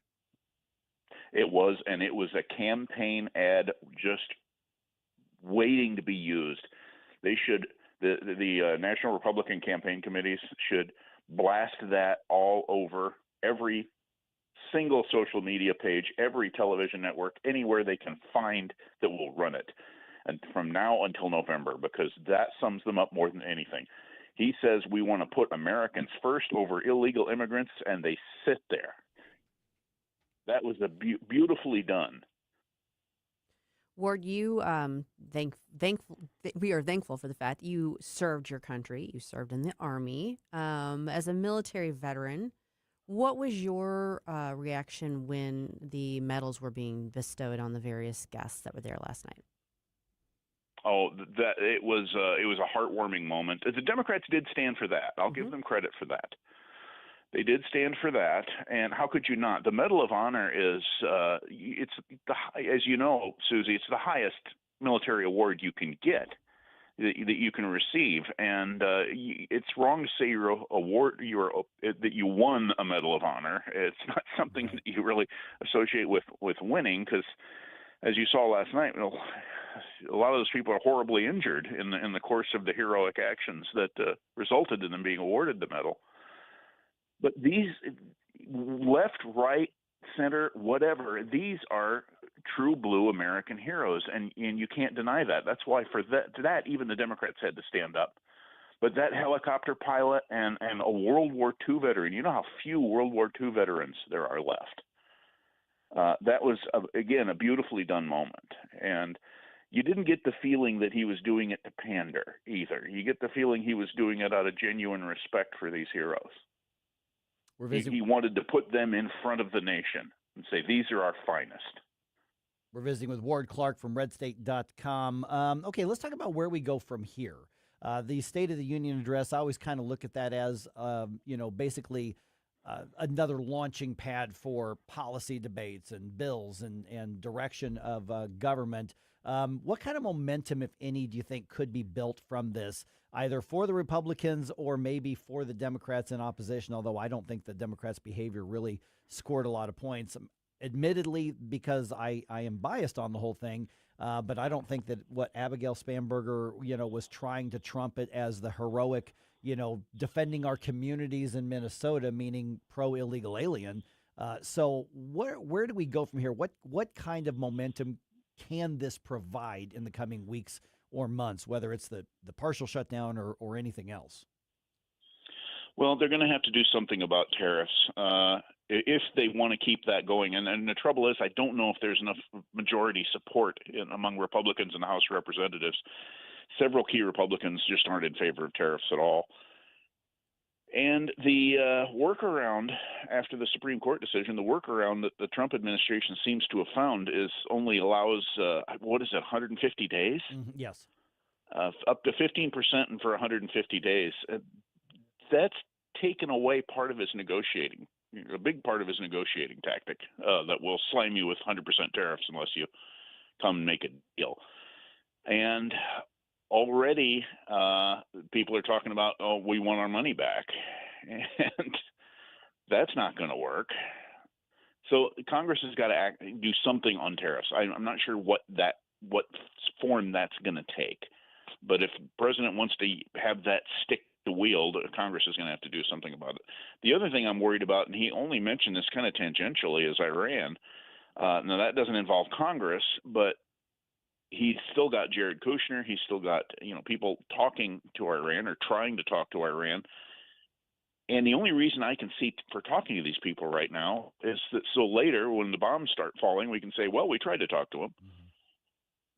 Iran is insisting that they're going to keep working on, as they put it, peaceful nuclear power. Well, they're lying. That's what they do. And we're going to have to shut it down sooner or later. Iran cannot be allowed to develop a nuclear weapon. And apparently we didn't get all of their nuclear facilities, because we've got at least one report saying they're only a few days away from bombs-grade material. And I thought we had buried all that stuff under tons of rock and concrete, but apparently not. Yeah, I mean, I obviously we don't know all the details, but there is some concern that's being raised, and we saw Kushner there at the speech last night. But those, as you pointed out, those discussions are going on. One of the things that I don't think got really talked about as much as I thought it might was the fact that we are in the middle of a shutdown. Yeah, I mean, it's a partial shutdown, but I was a little surprised he didn't emphasize that just a little bit more.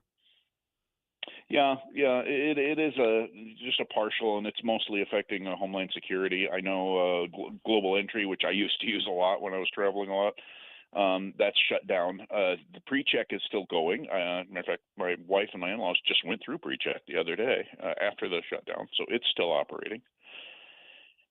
And yeah, it wasn't mentioned much, and that may have been a little bit of a lost opportunity there. That was a really good thing to hammer Democrats on, saying they did this over illegal immigrants.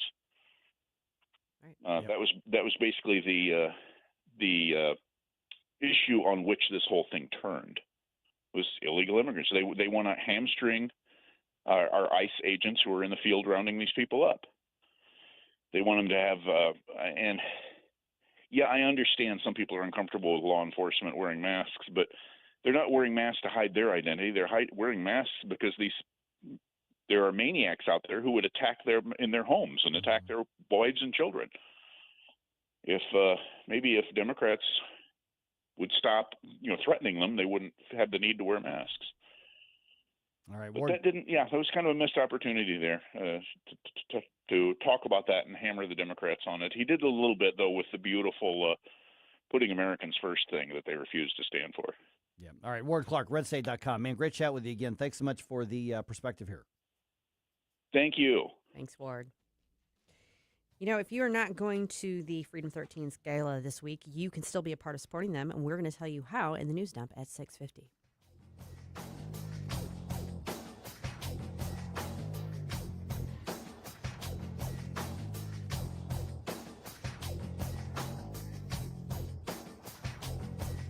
Mike Ferguson. It is like rantings in crayon by somebody having an LSD trip. Susie Moore. You do a Jekyll and Hyde kind of routine around here. Mike Ferguson in the morning on News Talk STL.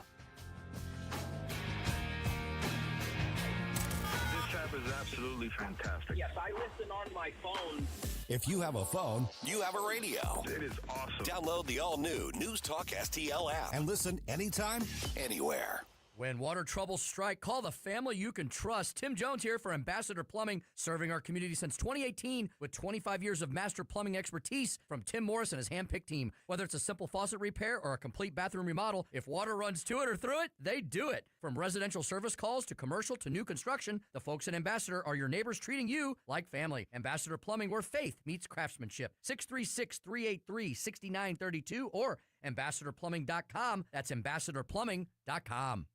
This year, America turns 250, and News Talk STL is celebrating our nation's semi-quincentennial all year long. News Talk STL, #1 for live and local Soros-free talk, with proud supporters of our 250th birthday celebration, custom foam, and Lee May concrete block. 250 years strong, and we're just getting started. 101.9 and 94.1 News Talk STL. News Talk STL is proud to have Doug Voss of Safe Bunny Radio as part of our lineup each week. Doug has been a staple on the St. Louis radio airways for many years as one of the leading financial experts in the area. You can now hear Doug and Safe Bunny Radio every weekend on News Talk STL. But in case you miss anything, you can check it all out at DougVossSafeBunnyRadio.com. What else do our listeners need to know, Doug? Simply put, I focus on helping pre-retirees and retirees build, preserve, and protect retirement assets, and I've been helping my clients solve their insurance and financial needs for the past 33 years. I also strive to educate my clients on how to prepare for retirement, minimize the impact of market volatility on their assets, and deal with the challenges of increased longevity. Call me today at 844-676-SAFE. That's 844-676-7233. Doug Voss is a registered representative. Securities offered through DHL Securities, LLLP. Member FINRA and SIPC. This hour of Mike Ferguson in the Morning is brought to you by Stifel. Request a portfolio review from your Stifel financial advisor at stifel.com. That's STIFEL.com.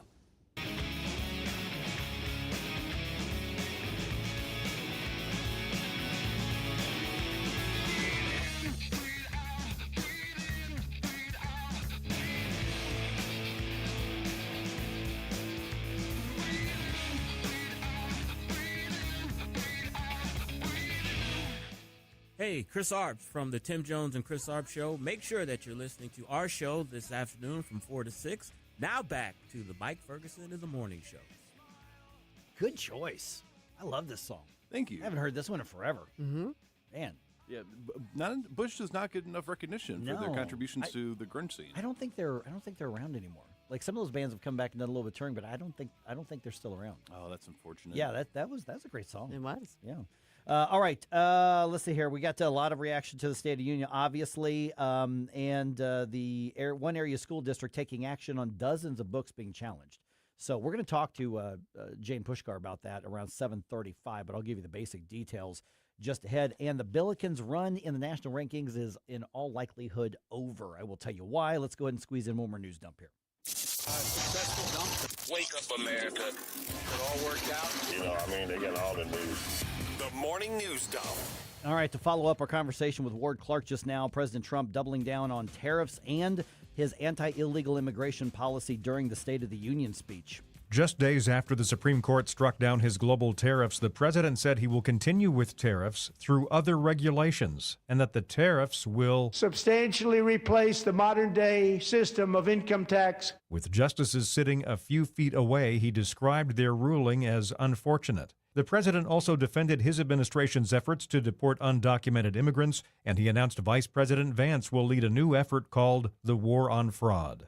Greg Clugston, Washington. All right, and Democratic Governor Abigail Spanberger was the rebuttal speaker for the Democrats, and she did not have any good things to say about the State of the Union address. Of course not. To nobody's surprise. The president did what he always does. He lied, he scapegoated, and he distracted.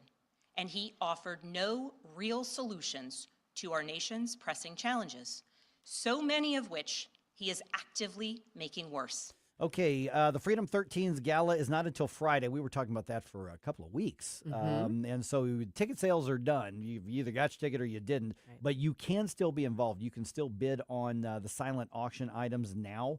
And you don't have to have a ticket to the gala to bid and to win. So you can find the gala's information at thefreedom13.org. And you can bid on anything there. That bidding runs through, I think, Friday. By the way, today is Lance Corporal Jared Schmidt's birthday. He would have been 25 years old. This would be his golden birthday. Today would have been the golden birthday.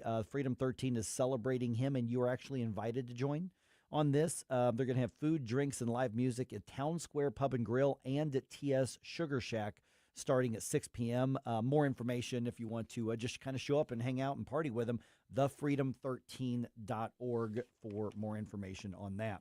Okay, Francis Howell Families tells us about 2/3 of the books being challenged because of explicit and other inappropriate content being removed or restricted from the libraries. A committee was put together to review the challenged books, and they agree 64% of the time with the challenges on this. So far, 22 books have been removed completely due to explicit sexual content, and we're going to talk to board member Jane Puszkar about that at 7:35. Very good. Yeah, and I think if you're a parent that's concerned about books not being available to your children, you can go check them out. And if you want to share them with your children, that's your prerogative. Yep, you can get them. Okay. Yeah, there are things called other libraries, or there's this thing called Amazon. Yeah. You can do that if you want. Just taxpayers are being challenged to not provide smut to children. Right. Yep. All right, the Billikens' run in the national rankings probably over after this week.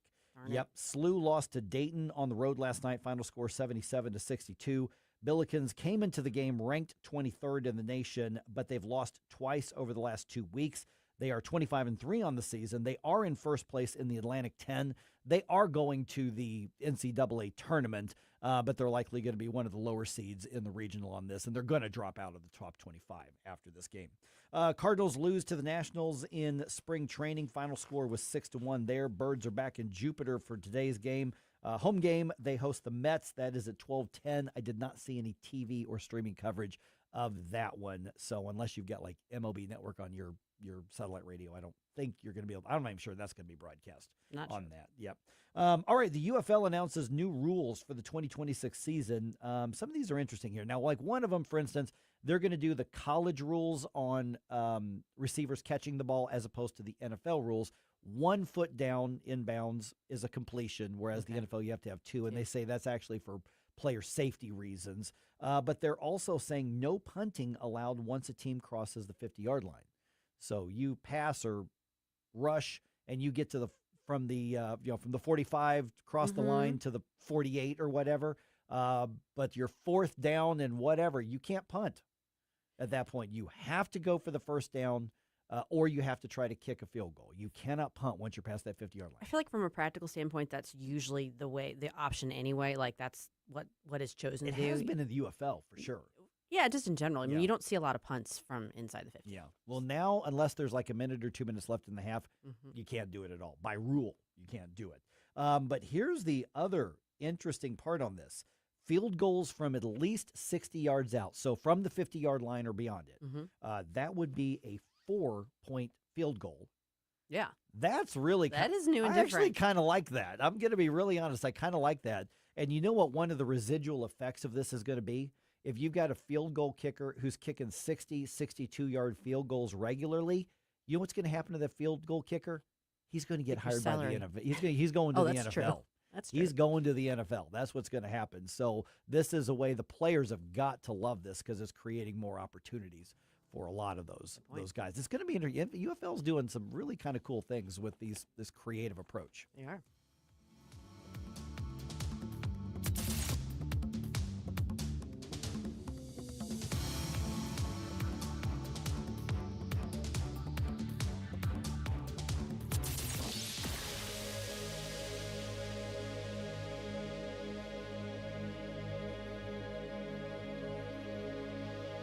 Hey, it's Vic and Ken with something important. Yeah, Missouri's veterans aren't done serving, they're leading. Join us March 5th, 11 a.m. to 1 p.m. at Washington University's historic Holmes Lounge for the next mission, Missouri's Veterans Leading the Way. Hear from General Frank Grass, former member of the Joint Chiefs, plus veteran leaders from Equifax and Scale AI. Business leaders, veterans, and community members from across Missouri. This conversation on veteran leadership and mental health matters. It's free and open to the public, but seating is limited. Register now at welcomehomeforum.org. If you're considering an annuity as part of your retirement plan, we need to talk. Hi, I'm Bob Stockdale, Senior Vice President Investments with the ClearPath Wealth Management Group at Stifel and host of On the Money Saturday mornings at 9 on News Talk STL 1019. Annuities can be a useful tool for some retirement investors, but not all annuities are created equal. Every week, we meet clients who own complex annuities that don't suit their needs and, in some cases, actively undermine their retirement plan. Before you purchase an annuity, get a second opinion from the ClearPath Wealth Management Group at Stifel. Requesting a consultation is free of charge. To request a free consultation, contact us at clearpathinvesting.com. That's clearpathinvesting.com, or call us at 636-695-2650. That's clearpathinvesting.com or 636-695-2650. Stifel Nicholas & Company Incorporated, member NYSE and SIPC. This is Larry Connors, and my favorite sandwich at Capriati's is a Philly cheesesteak with peppers. Sweet peppers, but sometimes hot peppers. I love Capriati's, and so will you. Open 9 to 9 daily on Manchester at McKnight in Rock Hill.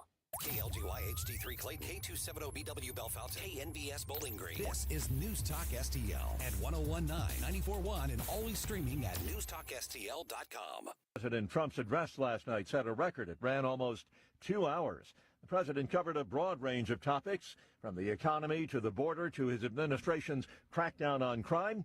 And there was something that Democrats in the audience would not stand for. If you agree with this statement, then stand up and show your support.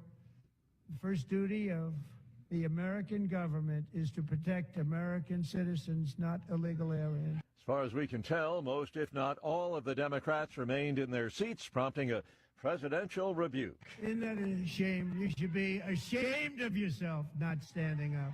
You should be ashamed of yourself.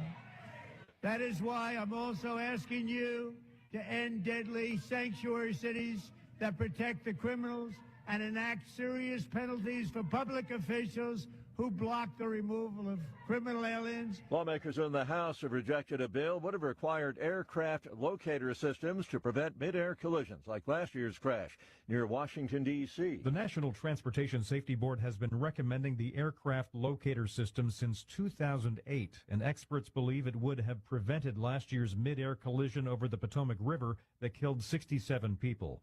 The bill passed the Senate and had the backing of the victims' families and key unions, but it fell short of the necessary votes in the House. Speaker Mike Johnson said he's committed to getting the aviation safety bill done. Greg Clugston, Washington. Just as the region gets back on its feet from the blizzard, the Northeast could be in for another shot of winter weather. Forecasters warn another storm is right around the corner. Watching Wall Street, Dow futures are up 158 points. NASDAQ futures ahead 113. More on these stories at townhall.com. Hey there, it's Chris, and as you know, Israel is a hot discussion point right now. I just talked about it on a panel at the National Religious Broadcasters Convention. There's so many opinions and emotions surrounding the subject, and the Bible tells us, of course, I will bless those who bless you. That's not just a comforting promise. It's a clear calling from God. And today, with anti-Semitism rising around the world, the calling is more urgent than ever. At a time when Jewish communities are experiencing more hostility, more threats, more violence than ever, Christians have a real opportunity, a powerful opportunity, to respond with God's love, to say, you're not alone. When Christians choose to bless Israel, you're not entering into a political issue. You're honoring the roots of our faith and standing against hatred. Supporting Israel is more than just a belief. It's a biblical mandate. Partnering with the International Fellowship of Christians and Jews, you can push back against darkness and be a light to God's people. Go to ifcj.org to learn more. That's ifcj.org. Live the word, answer the call. Hungary's recent opposition to EU efforts to back Ukraine against Russia comes amid the backdrop of national elections in April. From the Michaels Flooring Outlet Weather Center.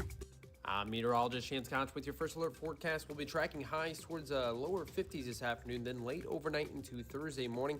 Could see a few isolated chances of some showers. Will clear throughout the day, a high of 53 Thursday. Friday and Saturday going to be the days to be out and about. A lot more sunshine, highs close to 70 degrees Friday into Saturday, 64 degrees as a cold front pushes through. Then some chances of some rain snow mixtures as we head off Sunday, Monday, and Tuesday into next week. Keep a close eye on that. From the First Alert 4 Weather Center, I'm meteorologist Chance Koch. This hour of News Talk STL is brought to you by Rodney and Jen Wallner and the entire Wallner home selling team at Berkshire Hathaway. Call them today at 314-810-SOLD. 314-810-SOLD. Tim Jones here for Comprehensive Chiropractic in Eureka, the premier chiropractic and sports performance facility in the region. They've helped me recover from day-to-day aches and pains for years. And here's something special, personal training programs. Whether you're an athlete committed to increasing performance, recovering from an injury, or just want to get healthier and lose weight, their personal training programs will help you reach your goals and stay there. Comprehensive Chiropractic in Eureka, online at cchiropractic.com. That's cchiropractic.com. Freedom Caucus Unfiltered, debuting this Sunday night at 7 on News Talk STL. Hear all the behind-the-scenes stories about what the State Freedom Caucus is doing across the country, directly from the legislators and the people that are doing it. Freedom Caucus Unfiltered, this Sunday night at 7 with very special guest Mark Meadows, hosted by Tim Jones. Freedom Caucus Unfiltered, now Sunday nights at 7 on News Talk STL. Mike Ferguson. What is that private pile? Sir, jelly donut, sir. A jelly donut? Susie Moore. Mama don't like tattletales. Get up, can't you hear the alarm? Get up, St. Louis. So it's time to get out of bed. Pour yourself the greatest cup of Kofifi the world has ever seen. Rise up with one voice. drain the swamp, and take back our country. Today's the day we're going to do it, and it's time to do it right now, believe me. Mike Ferguson in the morning on News Talk STL. All right, our neighbors in southwest Missouri are still reeling from the news that 2 law enforcement officers are dead. Yeah. Now we're getting more information about the man who killed them and also shot 2 other deputies. This is a story that's getting some national attention, but, basically when something like this happens, is it in another part of the state from where we are? Yes, but in times like this, they're our neighbors. Yeah. They're Missourians as well. We're now joined by Elijah Haar, former Missouri Speaker of the House, who now does the Elijah Haar Show on KWTO. And if you're in the Springfield area, if you're in Southwest Missouri, that's who you want to check out there. If you love News Talk STL, you're going to like KWTO. Elijah, thanks for being on the program, man. You're covering this obviously very, very closely. Let me start with how the community is reacting and handling. I mean, there's the tragic stories that you see somewhere else, and then you have this level of tragedy. 2 officers shot, wounded. 2 officers are dead. The man who caused all the mayhem, he's dead in a shootout as well. That's easier to sometimes comprehend when it happens to somebody else, but now it is in small town Missouri, right in your front yard. Yeah, absolutely. It's a tragedy. Both officers' patrol cars have been parked on the square in Ozark here, and people are bringing different items to leave at them. It's almost like a shrine to the 2 officers. I will say yesterday on the show, we had Susan Harrelson, the president of the Christian County 100 Club. If you're not familiar with 100 clubs, they exist in several of the counties around the state. And what they do is if a law enforcement personnel, a firefighter, an EMT loses their life in the line of duty, the 100 Club shows up. They give a $25,000 check to the family and basically just say, listen, you've got to deal with a lot of stuff. Don't worry about rent. Don't worry about groceries. Don't worry about funeral expenses. This will cover you for a while you work through this process. And so, the community's responded in a big way. And as you mentioned, it's one of those things you never expect to have happen. I think the Christian County 100 Club has existed for 7 years. This is the first time they've been called upon. And so it is. The community's reeling, but they're also responding. Good morning, Elijah. This is Susie Moore. What do we know at this point regarding the shooter, the suspect? I know he's obviously was killed in this as well, but what do we know about his background? As you mentioned earlier, he's got quite a lengthy background of criminal activity. My understanding is that he had been released from jail that morning. He was on a $50,000 bond. That he had, I believe it was a charge of receiving stolen property, and then he was booked, he was booked on a charge of burglary, and then there was an outstanding warrant for him, which is why he was stopped. Now, there has been some consternation because it does appear that back in 2014, when he lived in Kansas City, he had shot at a sheriff's deputy in Kansas. He'd taken multiple shots from a rifle and had just not hit the sheriff. He pleaded guilty to reduced charges, and he served, I think, 7 years in jail for that. And there is some consternation of, hey, why was he allowed out of jail if he had such an extensive history? There's some debate over this, but I know back in 2019, in the aftermath of Ferguson, the Supreme Court of Missouri had basically pushed to lower most cash bonds in cases. I was watching some social media chatter about this, and they said $50,000 is actually one of the higher bond amounts they'd seen locally. Usually they're doing $5,000 to $10,000. But there are some people that are asking, hey, if this guy had a history of violence towards law enforcement, a history of repeated criminal activity, why was he let out of jail? We're visiting with Elijah Haar from KWTO in Southwest Missouri. Also, you may recognize the name, former Missouri Speaker of the House as well.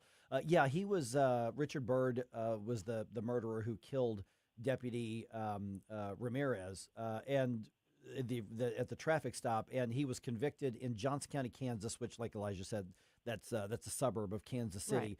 Right. 8-year sentence, served looks like 7 years of it. I think you're absolutely right about that. But that sentence had been completed, and then he's on these 2 theft and stolen property charges, and he bailed himself out, like you said, that day. And so that's that I think I fairly has people having asking those questions, but the bottom line is that there wasn't really anything unusual about it because he did bail himself out, and he just simply chose to commit murder when he was pulled over. Yeah, and listen, hindsight is always easier than foresight. I think a lot of the conversation about why he was released is coming from people that just, these things, these sorts of tragedies, when they happen, somebody always needs to find somebody to blame. Mm-hmm. And so I think that's part of the reason this conversation is taking place is there's a lot of hurt people in the area because of what happened.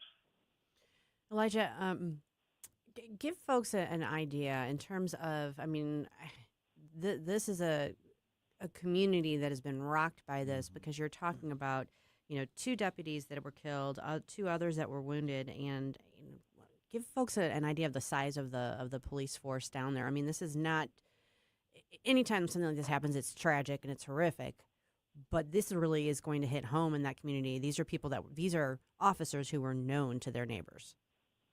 Absolutely. In fact, they're known to people like me. One of my daughters plays volleyball with the guy that trained one of these deputies. It is.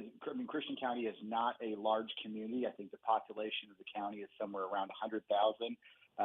My recollection is they have a patrol division in the sheriff's office of approximately 40 uniformed detectives or deputies. And then, so it is not a huge group of people that live there, or a huge group of people that are involved in law enforcement. And frankly, unlike a lot of the larger metropolitan areas, Christian County is one of those places that has escaped some of the rampant criminal behavior that has been in Missouri and across the nation the last few years. There's some drug issues and things like that, but we don't have an issue of heavy violent crime. And so when a situation like this occurs, it's a reminder. Now, Christian County has grown pretty dramatically the past 25 years. It's become a hot place for people to move, but it's still perceived as a small town with small town values and frankly, not much large city crime. Other than we know that the injuries to the other deputies are non-life threatening, what do we know about their condition, if anything, right now, Elijah? My understanding is one of them was shot in the hip. It shattered his hip, and he's had surgery on that. Both are expected to make full recoveries. Oh, that's good to know. That is good to know. That's good to know. All right, Elijah, so what's next? I mean, obviously, and I've lived in small communities, and I've lived in big metro areas, and small communities tend to really come together in a way that's different than big communities do. I'm not saying the big communities don't do it, but it's a very, very different way of doing it. So what's next? Not even just in Christian County, because my guess is that you're going to see communities from that entire part of the Southwest Missouri region come together. What are you seeing? Yeah, I mean, like I said, they've already parked Deputy Ramirez and Deputy Hislett's cars on the Ozark Square, and people are coming. I assume they're in the process of planning the funerals. And not only will you see just an avalanche of people from the local community, I think you'll see people from the larger Springfield area and around the state go. If you saw yesterday, I think almost every single statewide public official had statements out there. I know multiple members of Christian County, Sheriff Brad Cole said he heard from the governor, both U.S. senators, like they are on top of this. And so we're going to see the community kind of wrap its arms around these families, around the Christian County Sheriff's Department. And I think we'll have a period of grieving that'll go on over the next week or two. But it's also one of those healthy, cathartic experiences that I think you're going to see the neighbors really stand up for each other. Elijah, you mentioned this earlier, hindsight is 20/20, but not so much about assigning blame or recriminations. Are there lessons that can be learned from what happened here that going forward, law enforcement could maybe take from this and try and better protect their officers when these situations arise? I think the two things they're going to look at, obviously they're going to look at whether or not it was his release from jail, if there'd been something that could have changed. But also, after the initial traffic stop, he fled down to the middle of the woods. They used heat-seeking radar to basically pinpoint his location.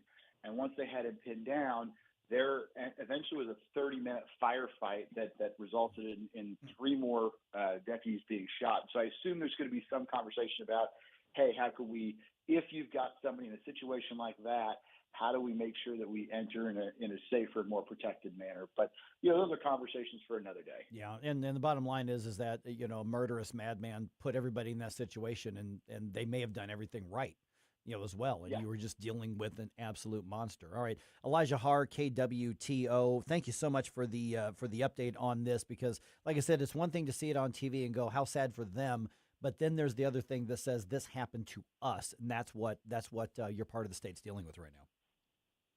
Thanks for having me on, Mike. You got it. Thanks, Elijah. Local media is trying really hard to make an illegal alien who's being deported into the hero of the story. What do you think? We're going to give you the details at 7:20.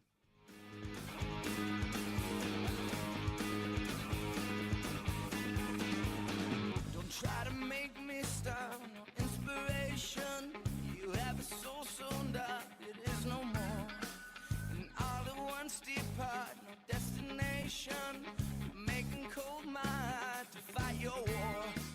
Mike Ferguson in the morning. Everybody wants me to dance. Could you imagine FDR dancing? On News Talk STL. Before you blow us all away. Colombo and Company. On Wednesday, we'll recap Trump's State of the Union and all the fallout and reaction to the speech, plus Missouri political insider Rodney Boyd, Danny Define, and Closest Cabinet. Live and local, weekdays at 2 on News Talk STL. Hey, folks, Jamie Allman here for Newsteader's Fine Jewelry right there at Doherty Ferry and Big Bend. WowDiamonds.com. It's Wow Diamonds for a reason. These are beautiful lab-grown diamonds. They are gorgeous. They will blind you when you walk in and see them, but that's a good thing. Great engagement sets, wedding sets, all these beautiful God-created gems, sapphires, rubies, you name it, garnets, and also all the gold you need, and the famous bull of a watch, WowDiamonds.com. Hi, this is Mark Harder with RE/MAX Results, the region's largest RE/MAX real estate brokerage. It is cold outside, but the real estate market is hot. This is a great time to buy or sell a home. Interest rates are also declining, which gives you more buying power. Someday is not a day on the calendar, but today is. Call me at 314-852-8933 for a free custom home buying plan. 314-852-8933. Honey, he says we're in legal trouble and we're going to lose our retirement. We have to get to a crypto ATM now. This can't be right. It's not right. I'm Attorney General Catherine Hanaway. We've received reports of devastating new scams involving crypto ATMs. Let's report this. We're here to help. Report suspected fraud at 800-392-8222 or visit ago.mo.gov. Sponsored by the Missouri Attorney General's Office. News, analysis. I'm glad you're talking about this. Opinion. I'm glad you're fired up about it, too, because I know I am. News Talk STL.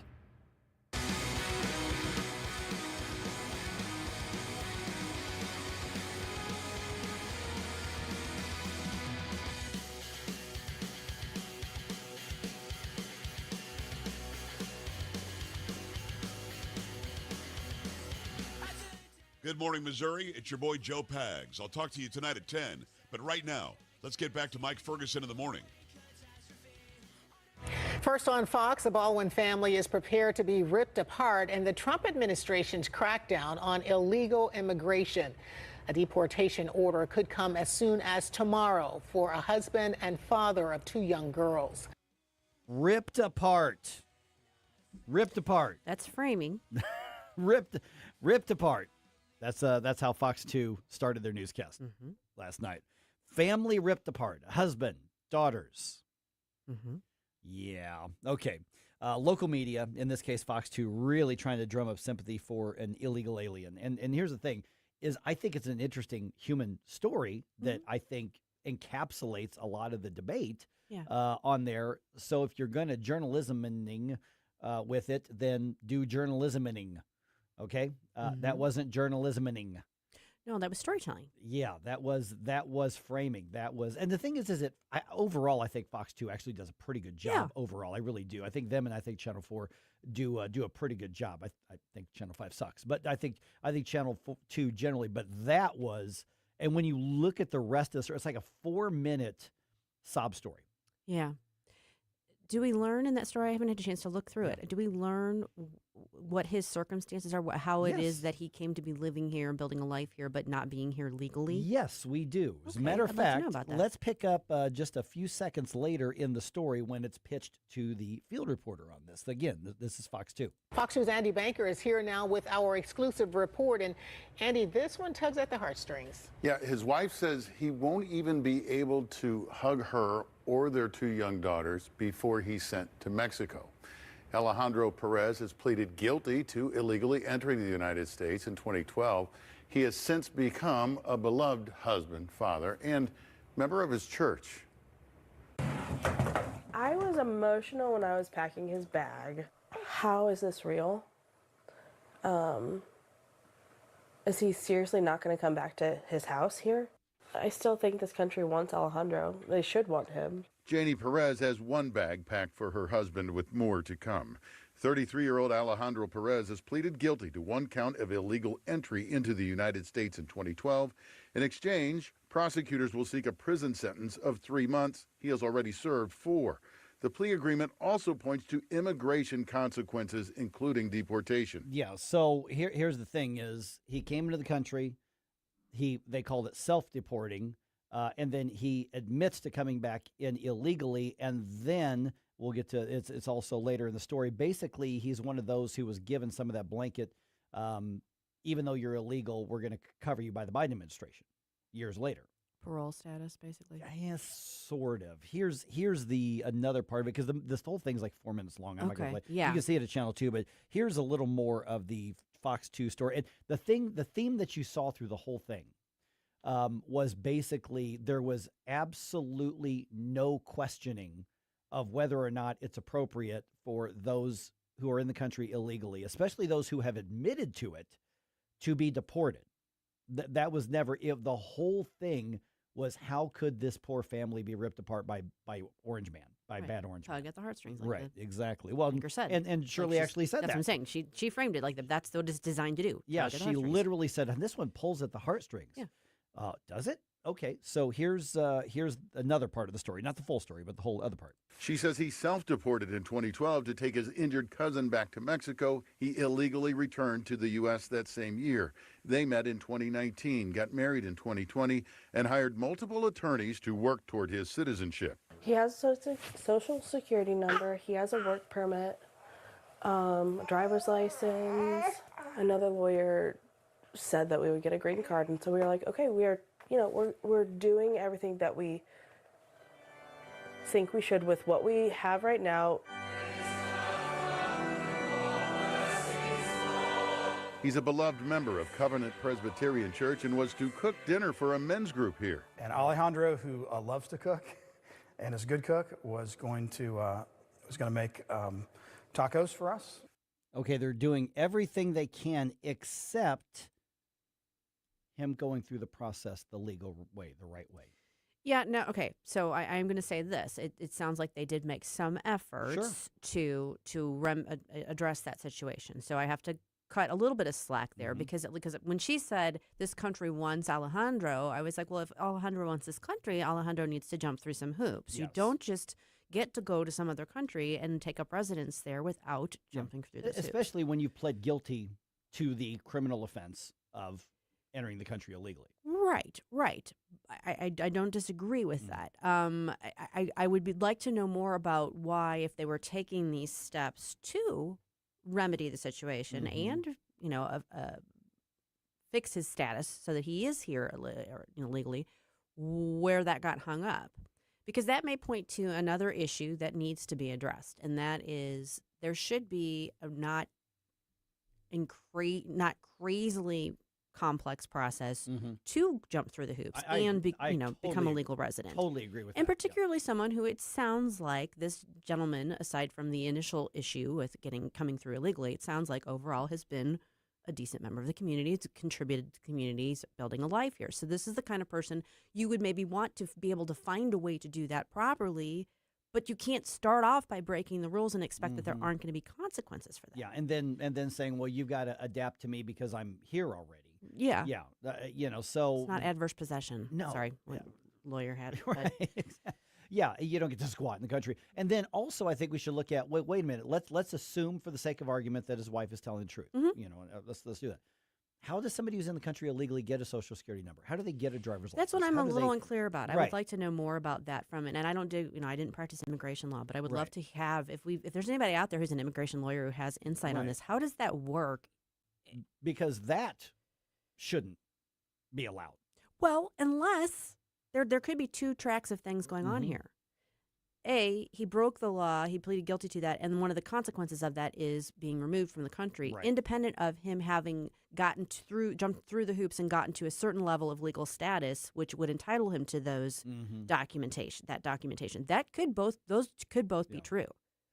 Yeah, and the story didn't make that part clear, because then what they focused on is how sad it is the family is going to move to Mexico so that they can be together as a family.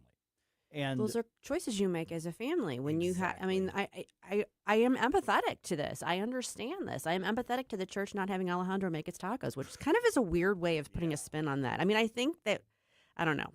There was sort of a microaggression there. It seemed like, but even so, I am very empathetic to that. I'm sympathetic to that. But that there are legal consequences to what this man did, and there are family repercussions when you've got members from different countries having to negotiate how you make that work. Right. She's going to have to jump through hoops to make sure she can live in Mexico properly, right? Yes. And that's she can't just go waltzing in and expect it's just going to be hunky-dory. Whether you knew he was illegal or not, and I'm going to assume because they met in 2019 that she was aware that he had been convicted and pled guilty to being in the country illegally, this is just the consequence of your action. But the whole framing of the story was, look at this casualty of this immigration crackdown from the administration. Right. And then the implication that is the vast majority of people who are being removed from the country, when that is not the case. Yeah. I mean, there are lots of hoops you could do that. Now, listen, I was married once before, and she was a legal immigrant into the U.S. And believe me, there were times I really wish they would have deported her for any reason possible. That's a separate issue, But Mike. that's a separate issue. But she did play by the rules, and she got a permanent residency. It can be done. It is done all the time. And even last night at the State of Union address, the president actually said, we welcome legal immigrants who will embrace the country. And he actually did actually say that. He did draw a distinction between those coming to the country legally versus those breaking into the country illegally. And then what's happening here is they're trying to say, oh, but he was trying to use the whole process. Well, no, after you get you sneak in the door. I mean, that's like saying somebody's going to break into your house, steal your stuff, and say, okay, wait a minute. Well, I'm here. Let's just negotiate a price.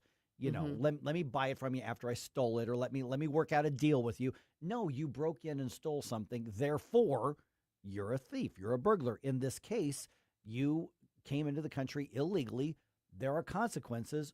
Why am I supposed to feel sorry for you to do that? And if anything, we're going to feel sorry for his kids who are caught in the middle of your choices and your wife's choices. I always come back to this. If anybody who's listening to this is contemplating going to another country and spending time there, taking up residence there, I guarantee you are going to make sure that you know what the rules are. Right. You're not just going to try and sneak in and hope no one notices you hanging out in New Zealand or Australia or Mexico. So I don't know why the U.S. then is supposed to be the exception to that. Right. I don't understand. No, exactly. Got some thoughts on that? We're getting a lot of comments on this on some social media. Keep those coming here. That's one of those things where it's not even so much about the story. They could have done this story in a very objective, straightforward way and pointed out the emotional aspects of it. But they clearly took sides. That's what, from a media perspective, that's what I have an issue with. Now, some people call it book banning. Some people may refer to it as book deporting. But either way, is banning porn from kids something that should be controversial? We've got the update for you at 7:35.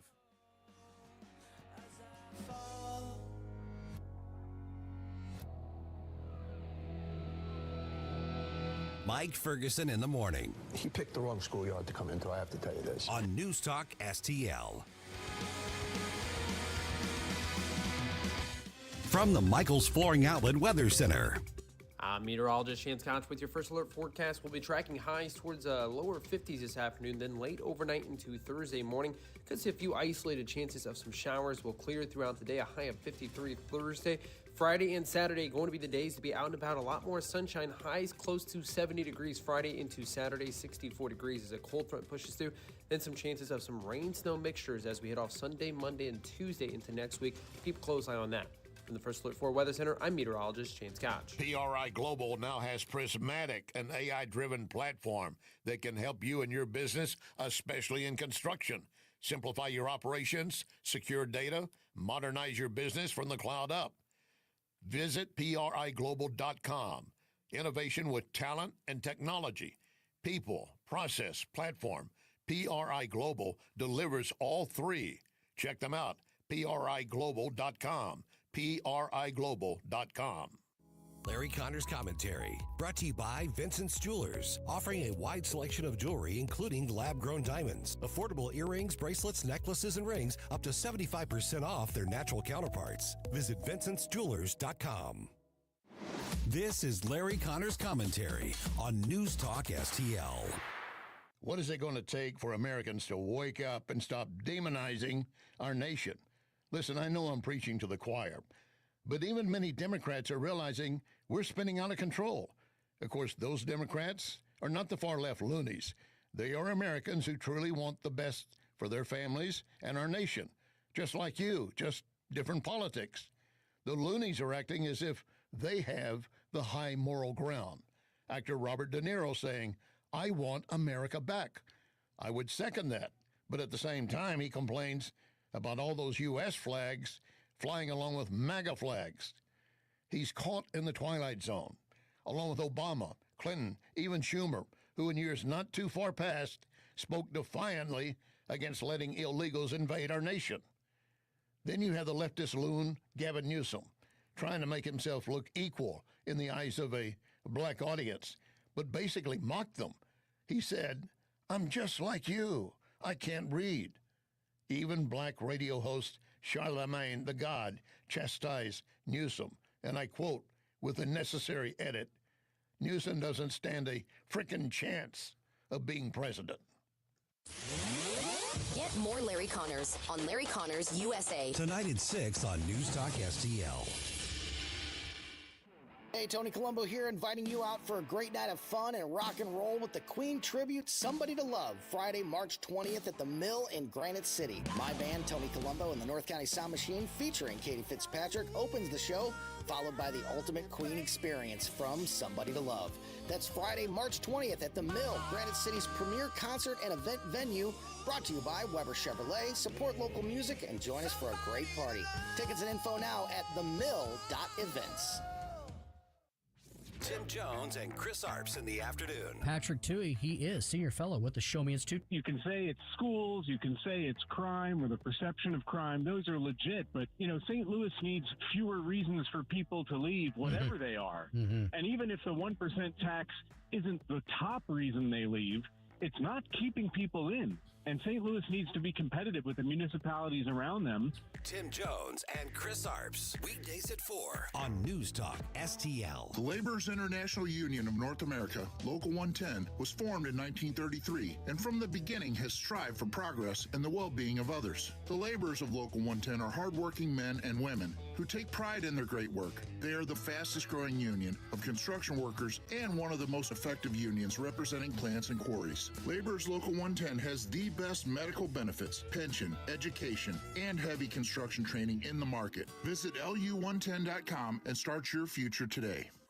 So many ways to listen to News Talk STL. Join the conversation. All you have to do is say, "Hey Alexa, play News Talk STL." Welcome to News Talk STL, conservative talk radio for St. Louis.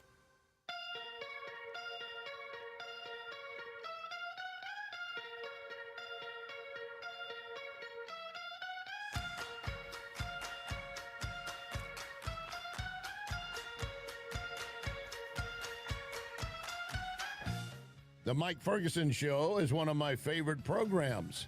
In addition to Larry Connor's USA, catch my program at 6. Now, back to Mike. All right, almost 2/3 of the books being challenged in the Francis Howell School District Library, so far at least, are found to be, let's just call it something the public schools should not be providing your kids. Yeah, because we've followed this story. We're now joined by Jane Puszkar from the Francis Howell School District Board. And Jane, I saw this on the Francis Howell Families website. They say 64% of the books that are being challenged are being either removed, and that's the vast majority of them, and some of the others are being restricted. Now, how far are we in the process of getting all of the challenged books reviewed at this point? Because as I recall last time you were on the show, there were quite a few that some people had a problem with. Yes, absolutely. Good morning, Mike. Good morning, Susie. Thank you so much for having me on. I really appreciate it. And in response to what you said earlier, I would like to call this deporting pornography from our schools. So there's that. I just wanted to say that, yes, we have had this this win with getting some of these books out of the libraries. 22 books were removed, and some were rated only for adults. Books such as Tricks by Ellen Hopkins, Damsel, and Bronxwood. They were removed for various reasons, but one of the big ones was does not meet collection development requirements in Policy 63310, which admits that these books are not age appropriate for these kids. They did restrict 3 more to the high school level only, which is a win. And even though I don't agree with some of these books, that I still will thank the school district for doing that. But the fight's not over. It's just not over. What they did was they kept another 25, or no, I'm sorry, they kept another 17 books. And one of the books that they kept is titled Queer, the Ultimate LGBTQ Guide for Teens. That tells you exactly what the topic is.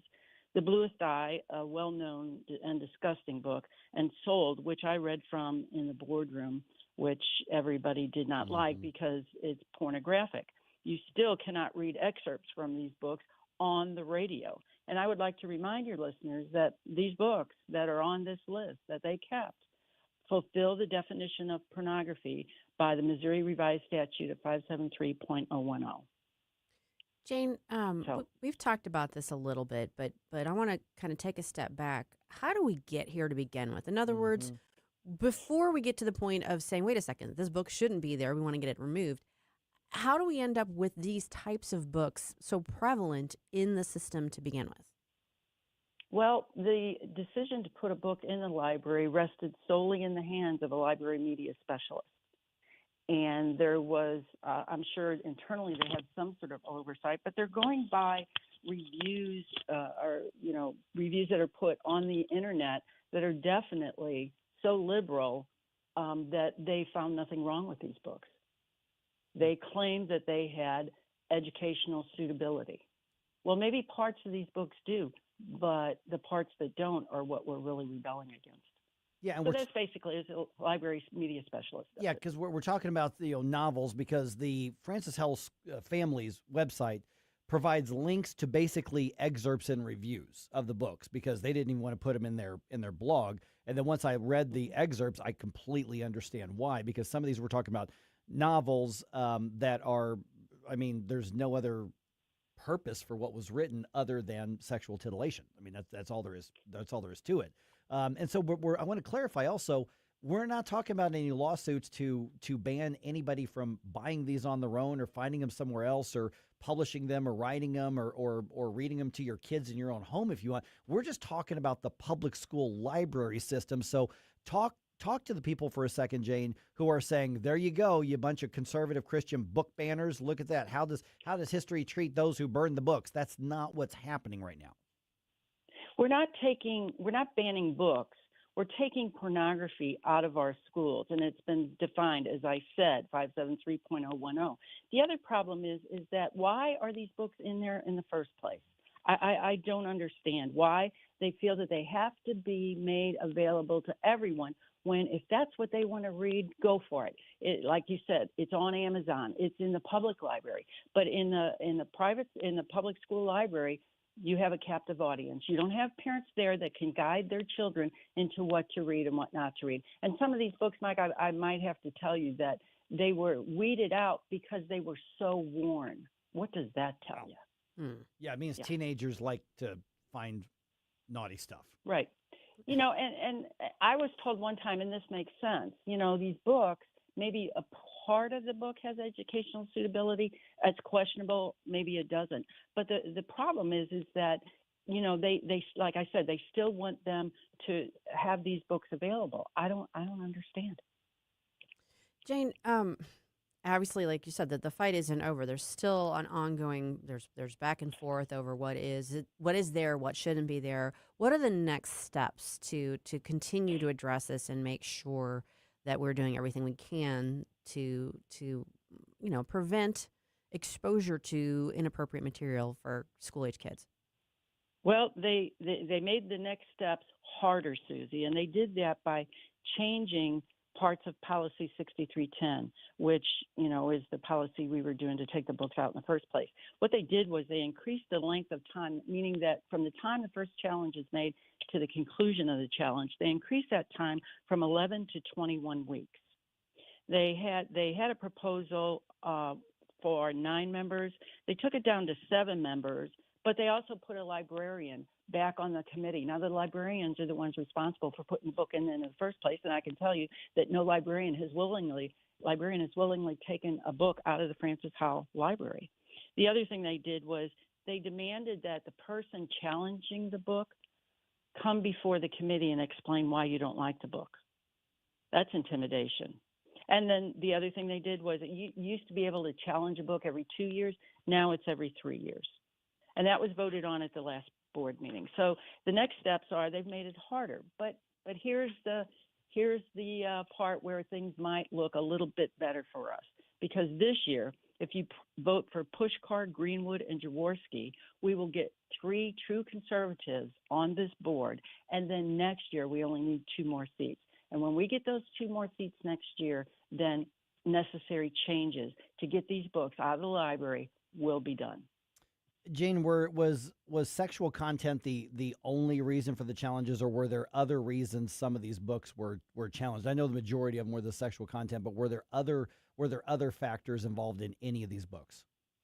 Well, there was the one book that I read from the dais that has the N-word in it. Racist. I mean, totally racist. It had that in the book like 33 times or something like that. There's no need for that.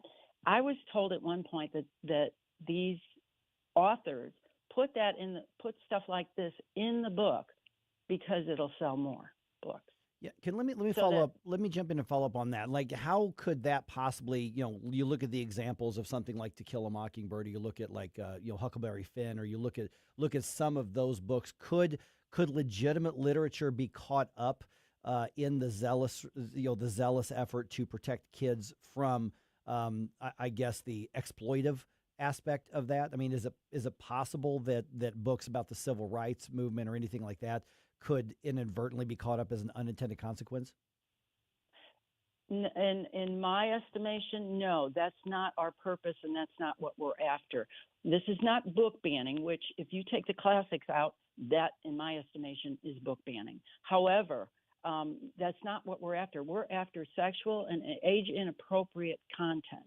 There's no reason why an 11-year-old needs a guide for LGBTQ, in my estimation. Right. Jane, are you hearing from either board members or parents or concerned citizens in other school districts that are facing similar challenges? I have friends in other school districts in the area in St. Charles County, and yes, they have the same issues. The issue with other board members, though, they're fighting different fights. So, I mean, we all have our things that, we're trying to get changed within the school district. So they admit, and they said that they have found these books in their library. So if we get those out, there is a possibility that other boards and school districts will follow our lead. Yeah, and I think pretty much all the districts have this. I mean, I was shown some examples of what was in the Rockwood school district, even in the middle school and the grade school libraries, and it was abhorrent. So my guess is this is happening in every single public school district probably without exception, but you all are putting the spotlight on. There is something you can do about it. And this, just a last minute or so we're visiting with Jane Puszkar from the Francis Howell School Board. And this shows how crucial these April elections are.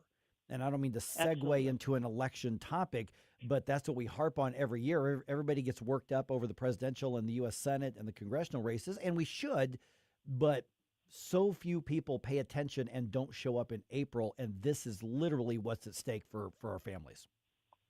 Last year on the Election Authority website, 13% of the qualified voters showed up to vote. 13%. I won by like 1,700 votes. Yeah. That's not a lot in a town of 89,500 registered voters. Yeah. I mean, bottom line is in these April elections, if conservatives show up, conservatives win. Well, we're hoping that Prop RT will bring them out. That's the freezing property taxes. Prop RT. So we're hoping Prop RT. Yes, used to be SB3. Clever. Yeah. There it is. All right, Jane. Let's go ahead and website campaigns, because we've had all three of the candidates that you've mentioned. We've had all of them on the program here, but people want to learn more about them. What's the best way to find them?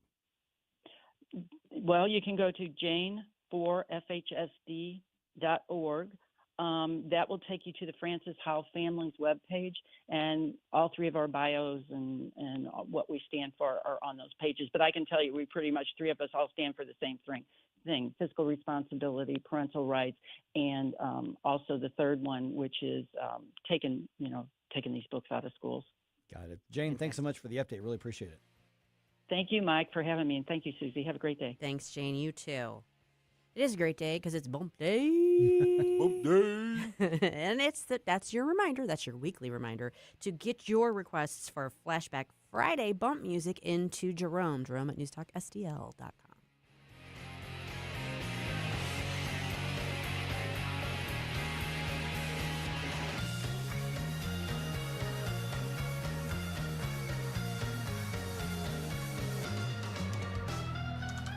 Ferguson in the morning. My opinion is it's weird. On NewsTalk-STL. Hey, it's Vic Porcelli here with our great friend Chris Cooper from Serenity Wealth Management. Hi, Chris. How are you, Vic? I don't want to put anybody else down, but that when you go up and visit you at Serenity Wealth, your place looks like home. So a lot of financial advisory offices, they have, the big mahogany desk or the big marble entryways and things like that. The stock market channel on the TV when you walk in the door, right? That doesn't really drive a good conversation. Good financial guidance and advice starts with a good conversation. People are nervous. People are afraid to talk about finances, right? And so you can see a little standoffish. Well, my objective is to try to have a good, casual conversation. By having those conversations about life, goals, objectives, it's what makes me understand what our financials are supposed to fund. So if somebody does want to have a good conversation, how do they do that? How do they find you? Our website is the best way to do that because you can get all the information you need, understand where we are, get a little bit more information, all that. SerenityWealthNow.com. Reach out to Chris and Stacy today at SerenityWealthNow.com. Investment advice offered through Fortis Capital Advisors, LLC. Jeffco Patriot Radio. Hey guys, Billy Crow here from Jeffco Patriot Radio. As we follow the important issues facing Jefferson County, if you want to stay informed on Jeffco politics, especially in this all-important midterm election year, make sure to tune in this and every Sunday at high noon here on Newstalk STL. Jeffco Patriot Radio. If it's a big story in Jefferson County, you'll hear about it on Jeffco Patriot Radio. Sundays at noon on Newstalk STL. Looking for an underwater adventure or a scaly new friend? Dive into Tropical World Pets on Watson Road. For 32 years, this family-owned wonderland has been St. Louis's go-to destination for all things aquatic and reptilian. With over 7,000 square feet of aquariums, we're home to the area's largest selection of freshwater fish, including rare cichlids you won't find anywhere else. But that's not all. We've got tarantulas, snakes, and lizards galore. Tropical World Pets, 314-849-4020, or visit twpstl.com.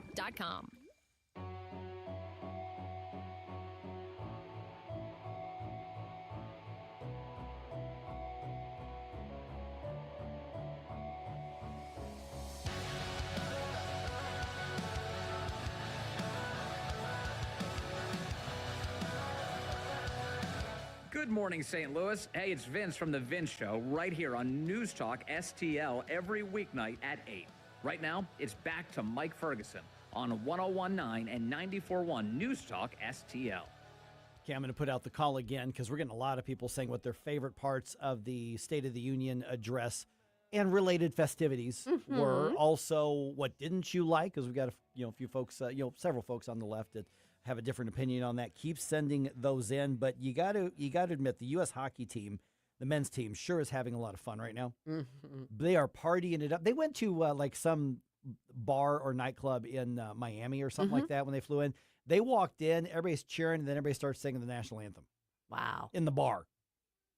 That's pretty cool. Which, was kind of fun. And predictably now, because then they went and met with the president at his invitation. They got to see him in the White House, and they got a tour and this. And predictably, you've got these leftist trolls who are really angry and going on social media talking about how disappointed they are in that group of guys. Miserable people. Miserable people. Right, exactly. So we'll talk about that here in just a second. But the reaction to the President's State of the Union, not the only big news today. We're actually going to talk to Tony Kinnett about that here in just a few minutes. But Susie, what are some good Red State articles to start our day with today? This is the Red State Rundown. Well, of course, a lot of our coverage right now is focused on the State of the Union address. There's still a lot of, looking back, reflecting on it to be done. And one of those articles is from Rusty Weiss. It's titled, Trump Goes Off Script to Slap Stock Queen Nancy Pelosi with Insider Trading Jab. Now, you may remember when he started talking up, not because of his jab on Nancy Pelosi, but that was well-deserved. But when he did talk about insider trading, even the Democrats did stand up and applaud. Elizabeth Warren was like right there front and center on that. So that might be a bipartisan issue we could see some movement on, but definitely you want to check that article out from Rusty. Also, we've got from Becky Noble, our own Becky Noble here from St. Louis. Americans appear to be doing jobs we were told they wouldn't do. Reliance on foreign labor is down in Texas. Imagine that. I mean, the headline kind of gives you an idea of what that article is about. But yeah, funny how that works. Also from our columnist, Eric Dernika, this one's titled, Rooting Out Foreign Malign Influence Requires Aggressive Measures. And this is looking into the influence of people like Neville Singman, people that are funding these sort of far-left groups, activist groups, and how much of foreign influence is involved there and why that needs to be looked at aggressively. It's a great read. Go check that one out. All right, redstate.com. Get caught up on things. Obviously, there's going to be a massive amount of reaction to the State of Union address and also to the Democrats' antics. Exactly. And one of the things that I was seeing on my Facebook reels, and I don't get on Facebook as much as I probably other people my age do, but I do doom scroll on the reels, and I started to see a pattern yesterday. Generally old white people making their statement on how disappointed and embarrassed they are by the men's hockey team.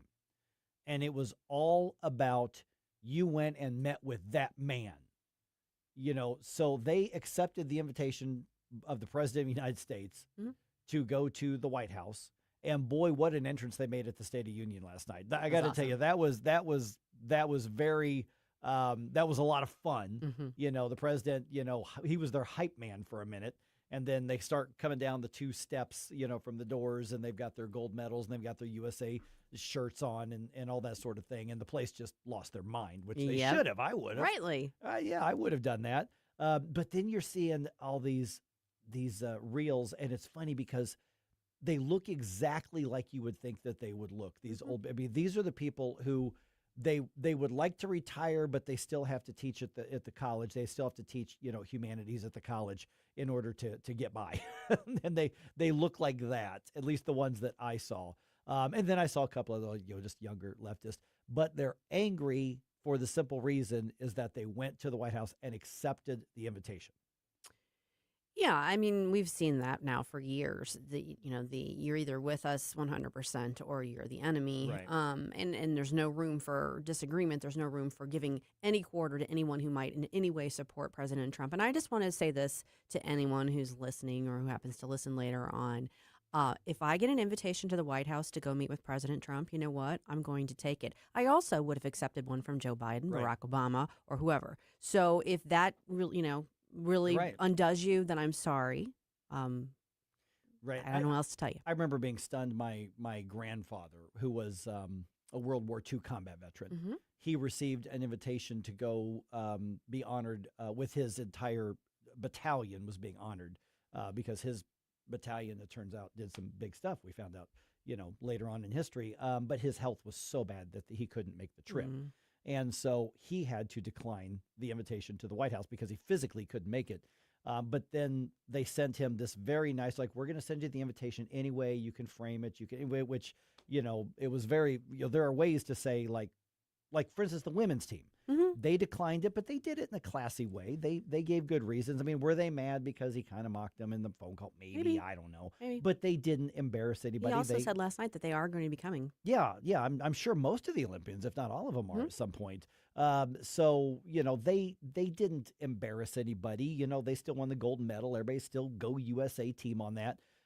But the idea that how dare you even go and be honored, not to go honor the president, but to be honored by the president and Congress, that makes people lose their minds as well. And some of the hockey players, they were all saying kind of the same thing. They're like, we're a hockey team.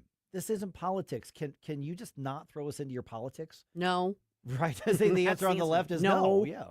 Well, and the interesting thing, too, is that I did not see this level of backlash and outrage from the left when Mamdani went to go visit President Trump, and that's supposed to be a politician that was all anti-Trump about everything. There was some, actually. There was some, but not to the same level of, even people that I know personally, I'm seeing posts about them feeling disrespected or it's shameful for the team. Shut up. Yeah, these are athletes. That's what I have to say about that. They're representing our country. So. And not that Mamdani's not an athlete. I mean, he almost bench pressed 135 pounds with help from another guy. And he's really good at mental gymnastics. So. The mental gymnastics, precisely. There's that. Hey, our own Senator Eric Schmidt was able to put aside some grievous differences to honor the hockey team. As he pointed out on the video that he shared last night when he was talking to the Kachuk brothers, even this DeSmet boy is proud of the Chaminade boys. So that should tell you something right there. If he can do that, we can all put that aside for the good of the country. That video was really funny there. That was pretty golden, actually. Yeah. It's kind of funny. You notice he's like, who is it? The other big it was Gene Simmons. Mm-hmm. He actually managed to get a video with Gene Simmons a few weeks ago. I don't even remember why Gene Simmons was in Washington. Oh, there was something that was going on at the White House. There was something that was being honored. Maybe it was the Kennedy honors. Kennedy Center honors or something like that. So, but Eric's actually really good about making some really entertaining, don't take yourself too seriously, but still at the level of a dignity. I saw that one. I'm like, that was really good. That was funny.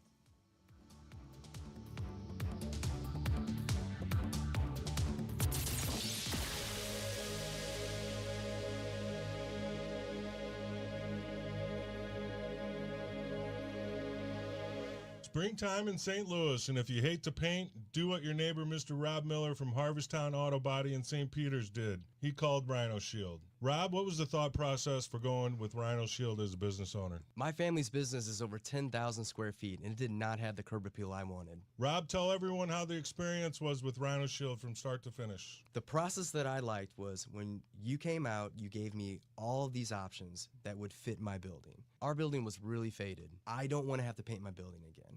25 years is a long time to not have to worry about the outside maintenance of your building as far as paint. That's a no-brainer. That's why Rhino Shield worked for me. Are your neighbors jealous? I would be if I was them. Thanks, Rob. Now it's time to call 877-25-RHINO. 877-25-RHINO or 877-25rhino.com.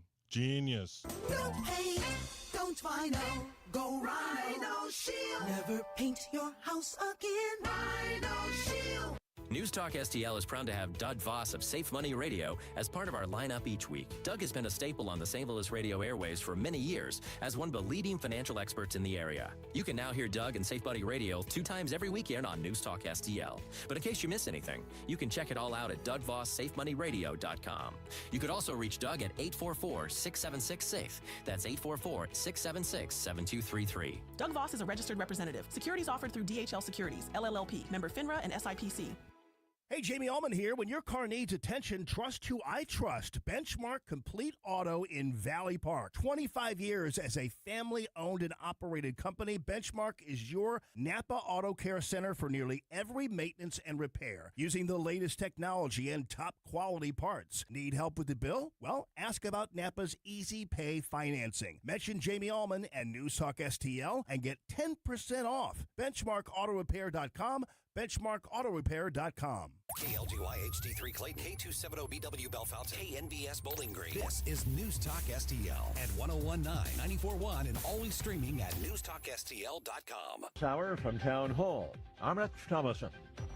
The State of the Union is, in a word, strong. President Trump's assessment delivered in a marathon address last night to a joint session of Congress. Tonight, after just 1 year, I can say with dignity and pride that we have achieved a transformation like no one has ever seen before, and a turnaround for the ages. It is indeed a turnaround for the ages. A turnaround for the economy, according to the president, and for the border, for international diplomacy, and for the war on crime here at home.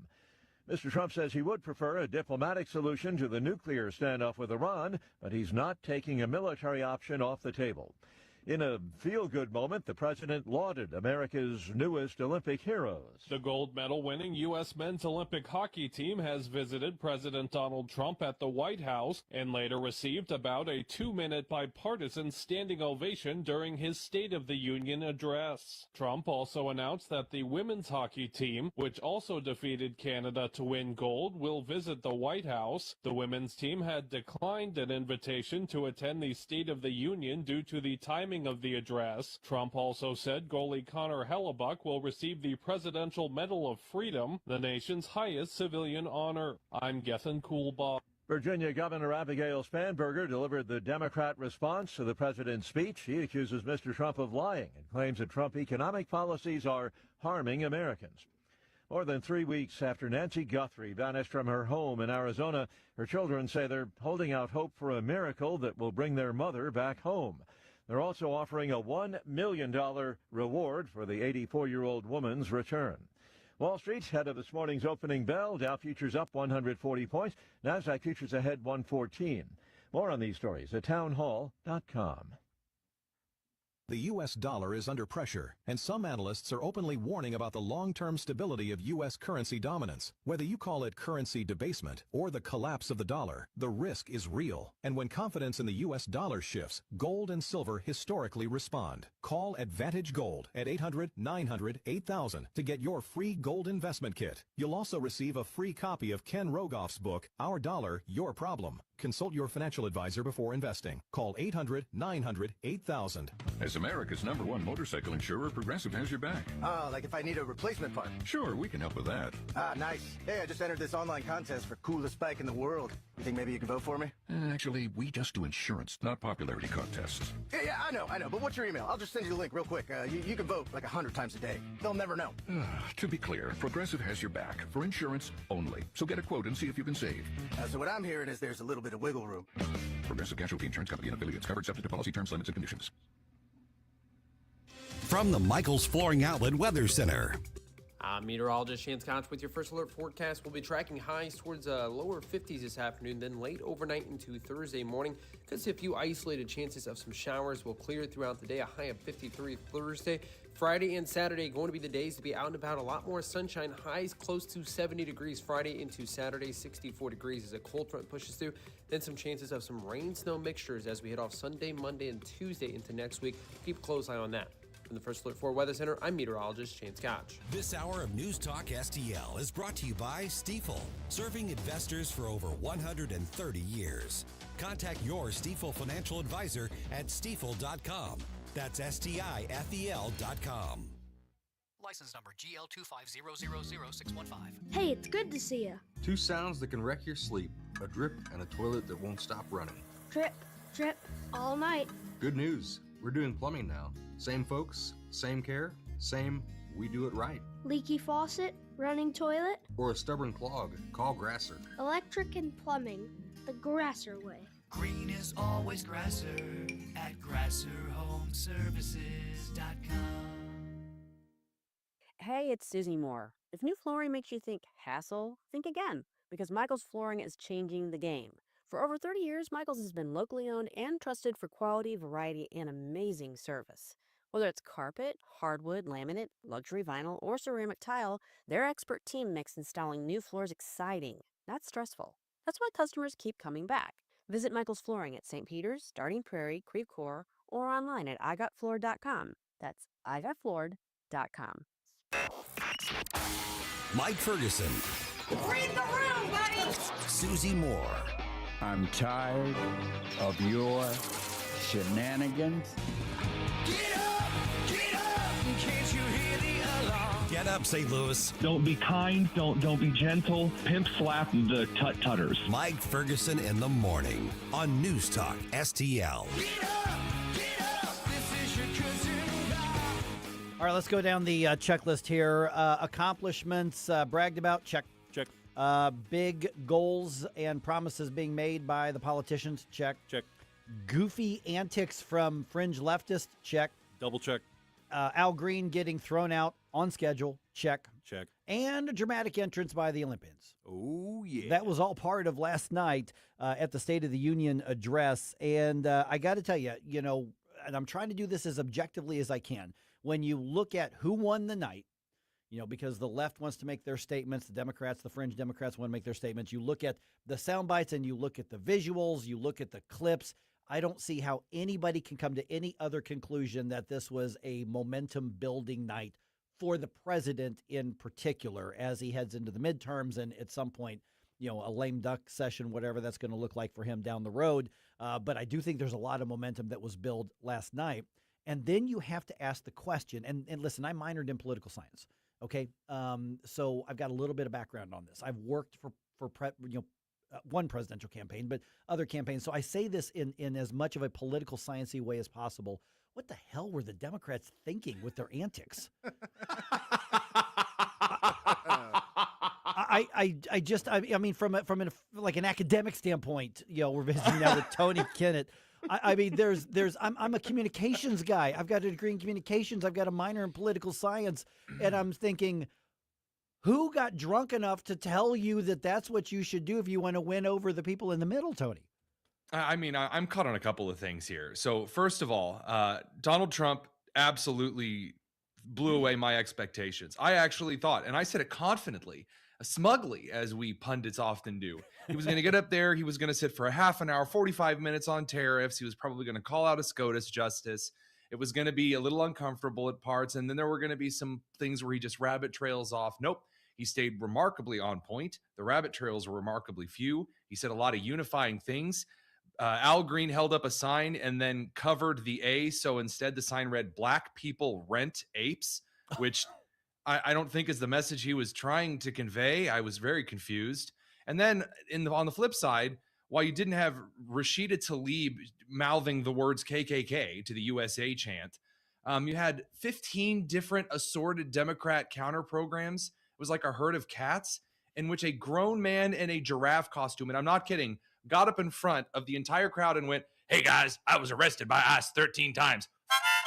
And then picked up a harmonica. I swear to God, that is what happened last night. And I still can't believe it. Okay, so let's break this down into a couple of different things. Let's first let's start where the president had. I mean, obviously, every president's going to say, here are the accomplishments. Here's why things are better. You want to back sell, for lack of a better term, what you've been doing and your policies. But what do you think? What do you think last night's State of the Union address accomplished as far as what the president wants Congress to do now? Was there a momentum builder on anything? Yeah, so he made it very clear what he wants. So thing number one that he wants voter ID.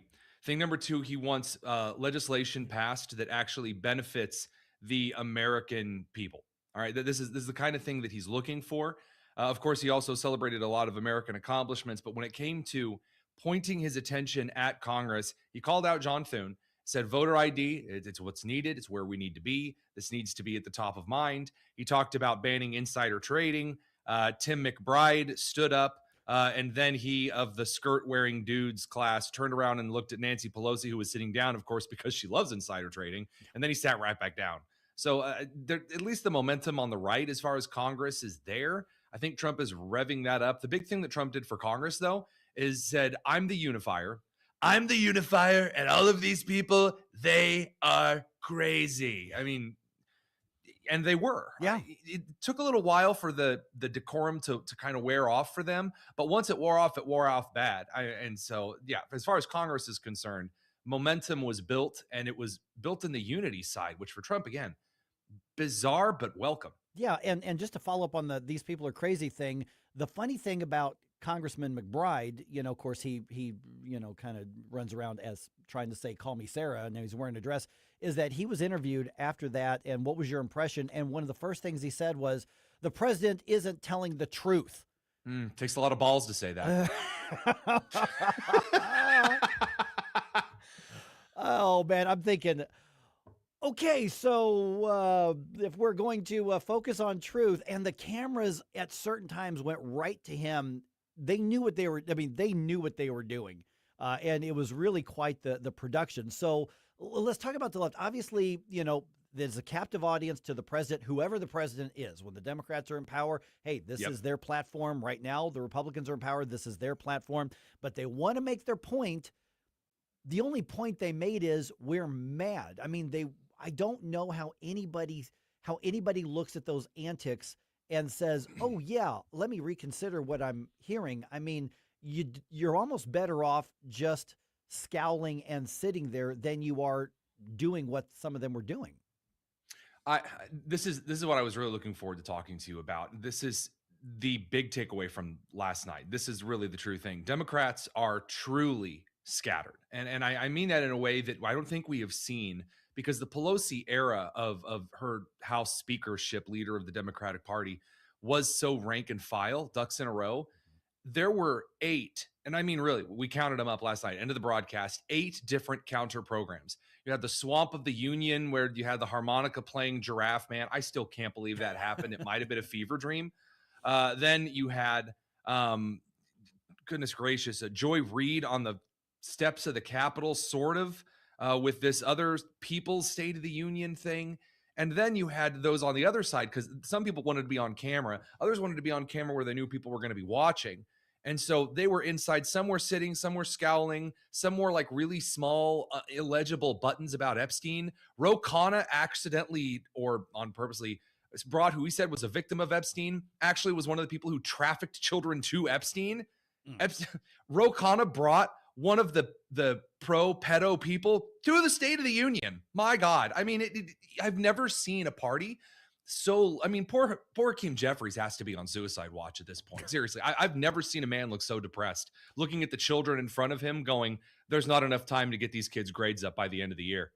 Oh, man. And then you've got the rebuttal from now Governor Abigail Spanberger. And here's part of what she said. Oh, yeah, that was the other one. Yeah, sorry about that. Yeah, here's part of what she said. Students organizing school walkouts all across the country, whose voices are becoming so powerful that the governor of Texas seeks to silence them. We see it in the bravery of Americans in Minnesota standing up for their communities. Who is that marketing to? I mean, I guess, I'm sorry, all of the jokes that I have are just very inappropriate for FCC air this morning. I mean, honestly, I think the biggest joke in the room, I thought the worst thing that she said was on the green energy thing, because you have a governor who is trying to drag Virginia kicking and screaming to green energy, which is going to hike energy prices, saying Americans are really feeling the energy prices right now. It's like, ma'am, look at yourself in the mirror, please.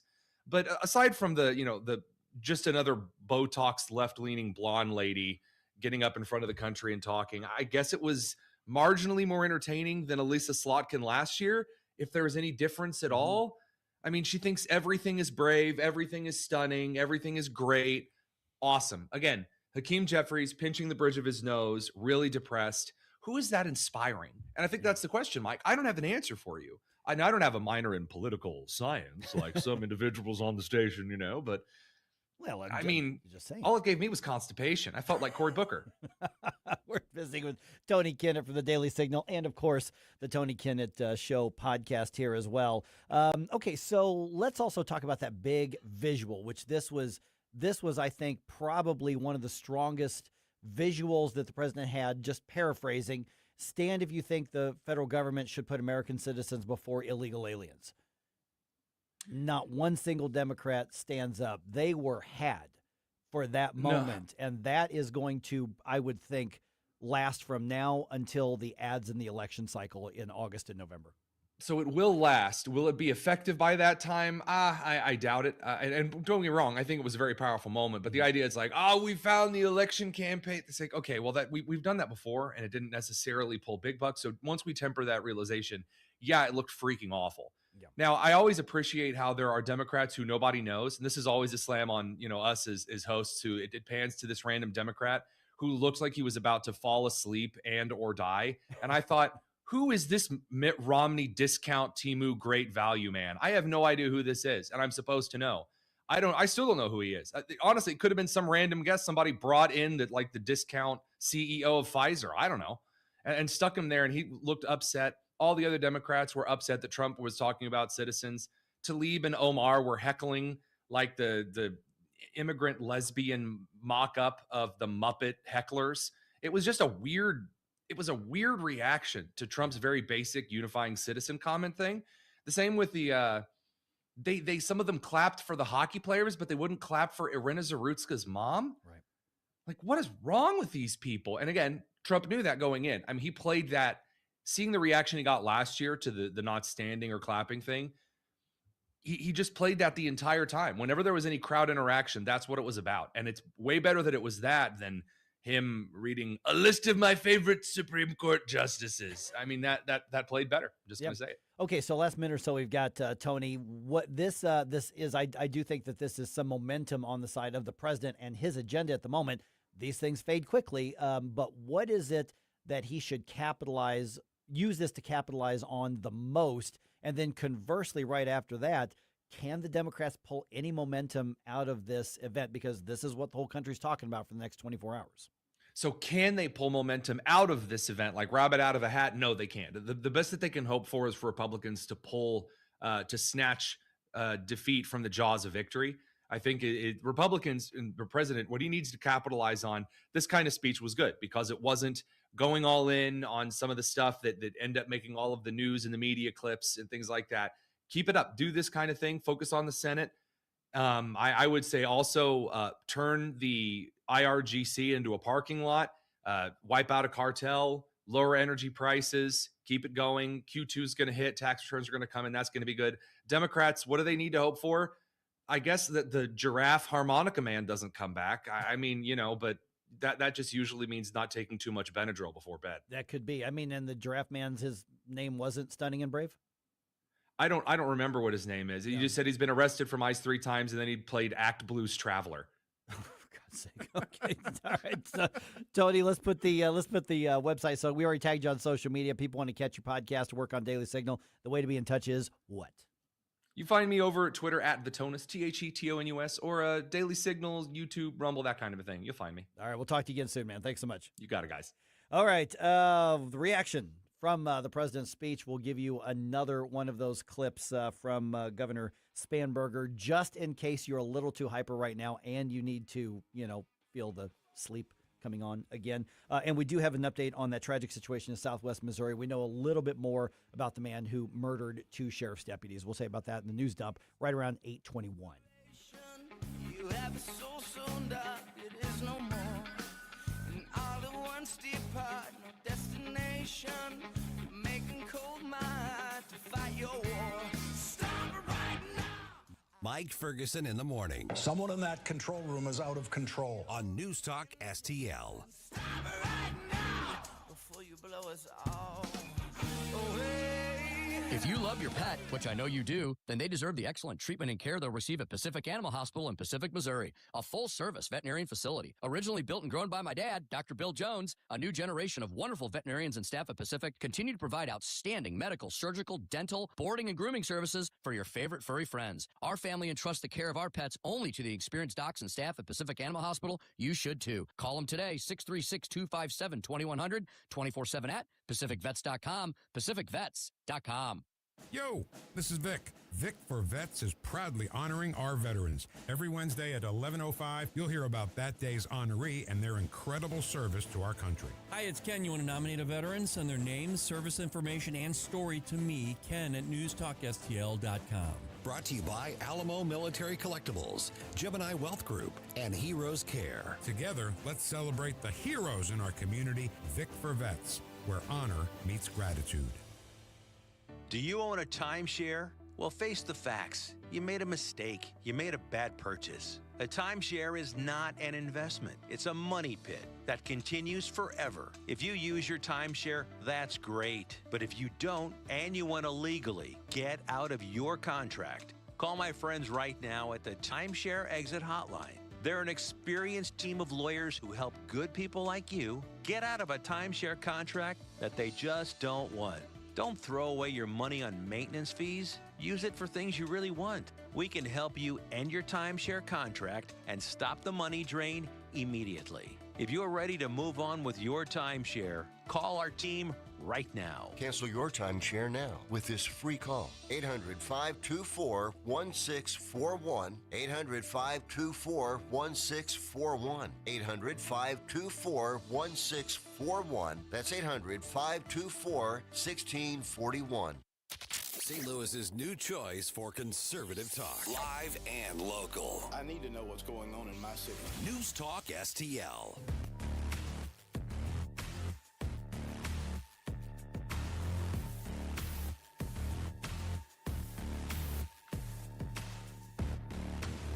When they called me broken, I knew. When they called me evil, I knew. Let's get back to all this madcap mayhem with Mike Ferguson in the morning. But don't forget, stick around for Jones and Arps every Monday through Friday, 4 to 6 p.m. Okay, the news flash of the day. Republicans loved the State of the Union address and Democrats hated it. Shocking. Just in case you weren't sure about that. All right, an area school district takes action on dozens of books being challenged because of explicit content. Also, the Billikens run in the rankings probably over. I'll tell you why. It's 8:21 right now. Let's go ahead and do one more news dump. Successful dump. Wake up, America. It all worked out. They got all the news. The morning news dump. Okay, President Trump doubling down on tariffs and his immigration policy during his State of the Union address last night. Just days after the Supreme Court struck down his global tariffs, the president said he will continue with tariffs through other regulations and that the tariffs will substantially replace the modern-day system of income tax. With justices sitting a few feet away, he described their ruling as unfortunate. The president also defended his administration's efforts to deport undocumented immigrants, and he announced Vice President Vance will lead a new effort called the War on Fraud. Greg Clugston, Washington. And by the way, if you want to relive that conversation we just had with Tony Kinnett, and why wouldn't you? You can find that on our podcast here in just a little bit. That's a good one to, frankly, share on your social media. That one was not only informative, but that was a lot of fun. I was honestly not expecting him to actually own a harmonica. Yeah. And if you don't know what we're talking about, check out the podcast here in just a little bit. All right, the rebuttal from the Democrats came from newly elected Virginia Governor Abigail Spanberger. And let's just say that she saw the issues and the speech a little bit differently. The president did what he always does. He lied, he scapegoated, and he distracted. And he offered no real solutions to our nation's pressing challenges, so many of which he is actively making worse. By the way, did you know the State of the Union set a record last night? Oh. It did. And I'm actually not making this up. It actually was the longest State of the Union address in U.S. history. Well, there's a lot to talk about. We talked about a lot, but it actually is now the longest on record. Wow. Yeah. All right. Southwest Missouri. We actually spoke with Elijah Haar about this from KWTO in the Springfield area, also former Speaker of the House. The man who killed two sheriff's deputies in Southwest Missouri after a traffic stop and then a resulting shootout. That man had a history of violence against police, it turns out. And they still decided to let him go back to society, knowing that he saw nothing wrong with actually confronting and fighting police officers. Yeah, so if you want to get the details on that aspect of it, once again, go to the podcast and listen to our discussion with Elijah Haar. Richard Byrd was convicted, as Jerome's referring to. Richard Byrd was convicted of aggravated battery on a law enforcement officer in Kansas in 2016. He was sentenced to 8 years in prison for that crime. It looks like he served a total of 7, which is pretty much par for the course for an 8-year sentence. When the shooting happened Monday and then the manhunt and the shootout on Tuesday, Byrd was actually out on bail, and that was connected with 2 separate theft charges in Stone County, Missouri. So this guy had a long criminal history. Byrd was killed in that shootout, by the way. He killed Christian County deputies Gabriel Ramirez and Michael Hispol. And 2 other deputies, Josh Wall from Christian County as well, and Austin McCall from Webster County, were shot, but they survived. If you're going to let people like this out of prison, like, why not send them to Alaska or some sort of wilderness like that where they're not going to, I don't know, go back to the same thing that they did that got them locked up in the first place? Yeah, they can fight the bears then at that point. And see how it Yeah. works, yeah. All right.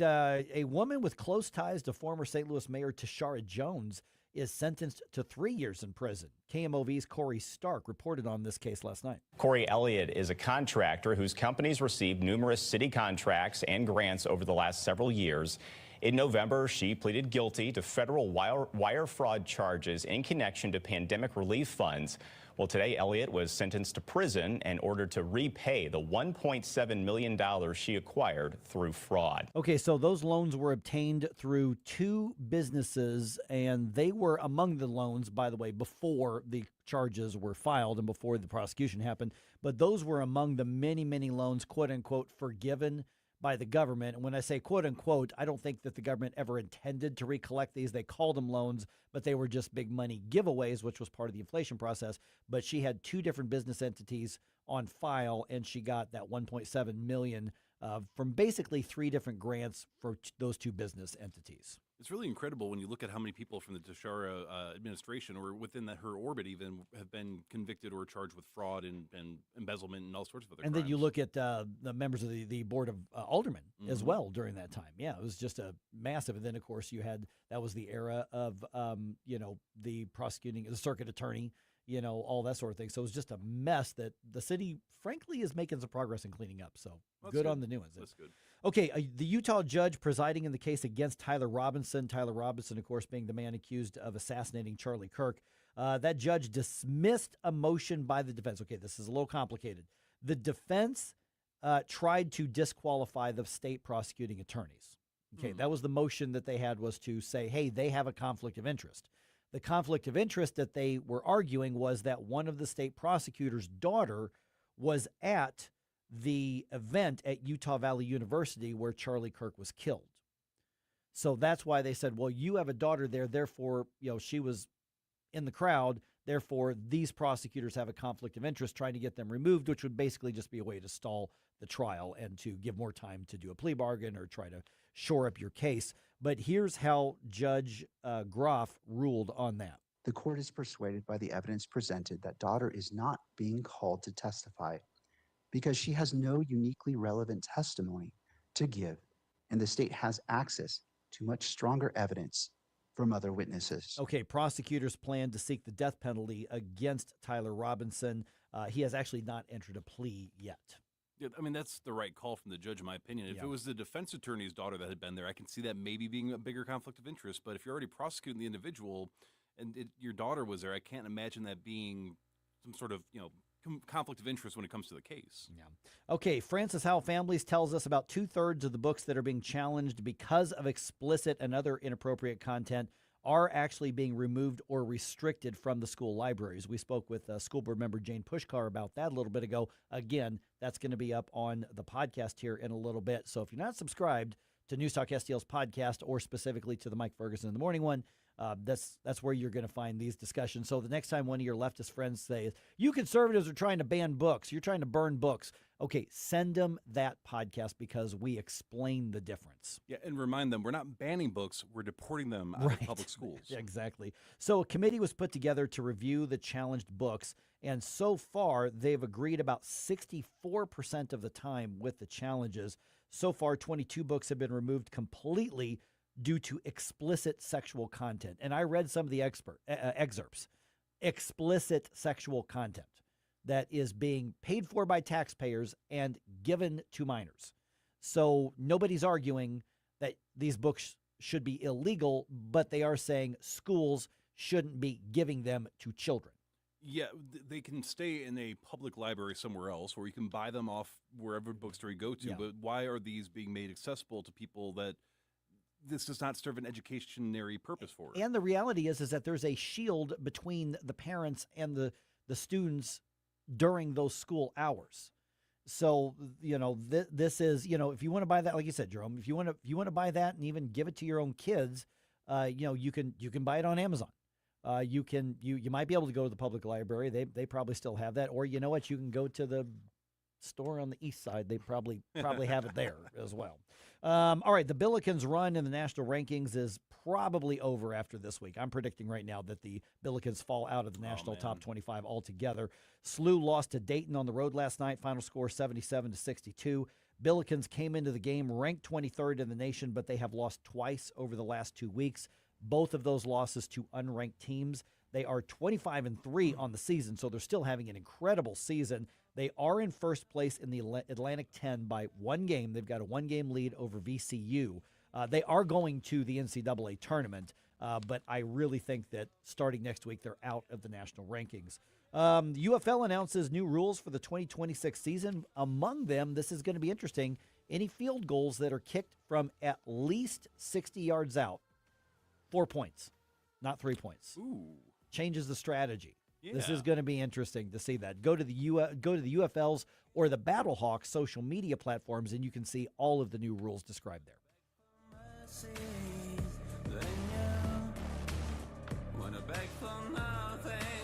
From the Michaels Flooring Outlet Weather Center. I'm meteorologist Chance Koch with your first alert forecast. We'll be tracking highs towards lower 50s this afternoon, then late overnight into Thursday morning. Could see a few isolated chances of some showers. Will clear throughout the day, a high of 53 Thursday. Friday and Saturday going to be the days to be out and about. A lot more sunshine, highs close to 70 degrees Friday into Saturday, 64 degrees as a cold front pushes through. Then some chances of some rain-snow mixtures as we head off Sunday, Monday, and Tuesday into next week. Keep a close eye on that. From the First Alert 4 Weather Center, I'm meteorologist Chance Koch. Fox News commentary with Guy Benson next. Hey, I'm Mike Slater. My dad passed away at the age of 63. It's out of nowhere. Had a stroke. Super hard, obviously, for the whole family, but my dad had life insurance. This is why I have life insurance for my family, for my wife and 4 kids. And the best place to get life insurance is ethos.com because you can do it in 10 minutes. And there's no medical exam and no blood test, just a few health questions. Get life insurance in 10 minutes so your family is protected. Ethos, E-T-H-O-S, ethos.com/Mike. Here's Guy Benson. Mr. Mamdani is putting out this $127 billion annual budget in New York City. And he's very concerned because there is a budget gap of $5.5 billion. And so he's trying to figure out how do we close that massive gap. And surprise, surprise, he is proposing tax increases. He is also cutting NYPD. This is a defund the police radical. We talked about this during the campaign. He was on the record multiple times over, talked about defunding the police. He said, not fake cuts. We want real cuts. Defund the police. He called New York City's police department a public safety threat. And then when he was running for mayor, he's like, well, you know, never mind. I didn't really mean all of that, even though I said it as a full-blown adult. For more commentary like this, go to foxnewspodcast.com. 1 in 4 women will have an abortion before the age of 45 in this country. That's the tragedy we must work to stop. Mike Ferguson from The Morning Show here, and that is why Reach Reproductive Health is here, to empower parents to save the lives of innocent children and to see these families come to Christ. And you can be a part of saving and changing lives. So pray and visit outreachforlife.org to learn more, volunteer, and donate. That's outreachforlife.org. The Vic Porcelli Show. NPR, guess what? Got defunded, and they're going to close down operations. If they're not going to get federal funding, well, then guess what? There are plenty of radio salespeople out there in the United States who can sell time, big time. You know why they don't sell sales team, hire a sales team? Because nobody will buy advertising because they suck so bad. Oh my God! You don't see people. You're so correct. That's it right there. Vic Porcelli, live and local, weekday mornings at 9 on News Talk STL. Looking for unbelievable deals? Stop by Overstock Outlet in Lake St. Louis or Warrenton, open 7 days a week. Discover big savings on a huge variety of merchandise with no hassle, just great prices. Visit us in Lake St. Louis on Highway N or in Warrenton on Boones Lake. Check out our Facebook page at Overstock Outlet Lake St. Louis or go online to overstockoutletstl.com. Unbeatable value, friendly service, and you never know what we'll have at Overstock Outlet. If you have a phone, you have a radio. Wherever I'm at, home, car, wherever. Download the all-new NewsTalkSTL app. If you have a phone, you have a radio. Just the convenience on the phone. Streaming live on the mobile app. Love the new app. And listen anytime. Everywhere. Anywhere.